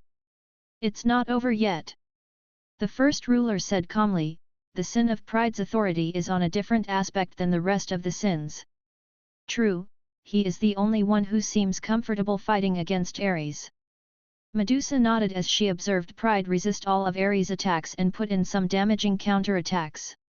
The rest of the embodiments had their defenses and attacks weakened by Ares' infinitely poisonous energy, leaving them vulnerable to their deadly attacks. Some had already fallen, incapable of surviving the onslaught anymore. Pride was the only one holding steady as both sides were incapable of killing each other. It was understandable as the pride of the universe. He had the absolute self-belief that nothing could harm him, not even infinity or finality. At the same time, he was certain that the infinity barrier would fail before his attacks. n/o/vel/b/in.c//om. With such beliefs, he was making Ares put in the real work to end him off. Still, Felix found himself pushed to the brink as he knew that it wouldn't be long before all of his embodiments got killed off, leaving only pride. As much as he trusted in pride's capabilities, he had no interest in getting ganged up by 16 monsters. As he said, there are only 2 laws capable of surpassing infinity/finality authority. Felix narrowed his eyes, they are none other than destruction and creation laws. Unfortunately, those two laws were the only ones without a unigen to represent them. Since they existed as elements, their lower version, everyone assumed that only the universe's consciousness could wield those two laws. They were the two most primal laws in the universe. Creation implied full control over all the laws while destruction implied the ability to destroy all laws. In other words, the unigen controlling them was a mere step from becoming the universe's consciousness. Thus, everyone believed that Asna was the closest one to being the unigen of destruction/creation, at least, after her awakening. Even if Asna were to awaken now, she won't be able to help without getting me chained up. Felix squinted. I have to find my own way. Destruction, destruction, destruction. This single word kept repeating in Felix's mind as he kept trying his best to survive with his clones for as long as possible. The great nothingness was already filled with cosmic storms of all types of energies, and if this place wasn't chosen, God knows how many casualties would have been left behind. As Felix gazed at the mismatched and merged colorful auras on the battlefield, an idea struck him akin to a lightning bolt. That's it, pride alone can't end the job, but if I can merge all of my embodiments and let pride lead, I can merge my power into one unstoppable force. Leaping back to create distance between himself and Ares, Felix took a deep breath and closed his eyes, centering himself amidst the chaos of the battlefield. All of my laws hold immense destructive power. But together, under the leadership of pride, there is a possibility of creating true destruction. Felix's idea with a sense of clarity washing over him. He understood that his celestial form had merely removed the limitation of entering multiple embodiment states at once. This was vastly different than merging all embodiments under one banner, one persona. After all, each true embodiment had its own authority, and it would be extremely difficult to make it lower its head willingly to another embodiment. But, pride was different. If there was one embodiment capable of pulling it off, it must be him, since he represented the pride of the universe. Without an ounce of hesitation, Felix raised his arms and began to withdraw all his embodiments back to none other than his pride's form. What now? Ares was left intrigued as he observed Felix's pride persona create a golden barrier around himself. Since Ares was no longer in the mood for playing around, he had no plans to watch Felix carry on with his mysterious plan.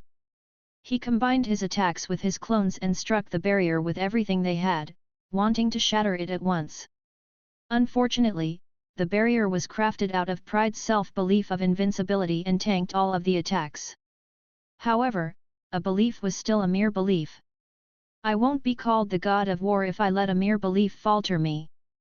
Ares sneered coldly while picking up on his assault, trashing the barrier from every single direction.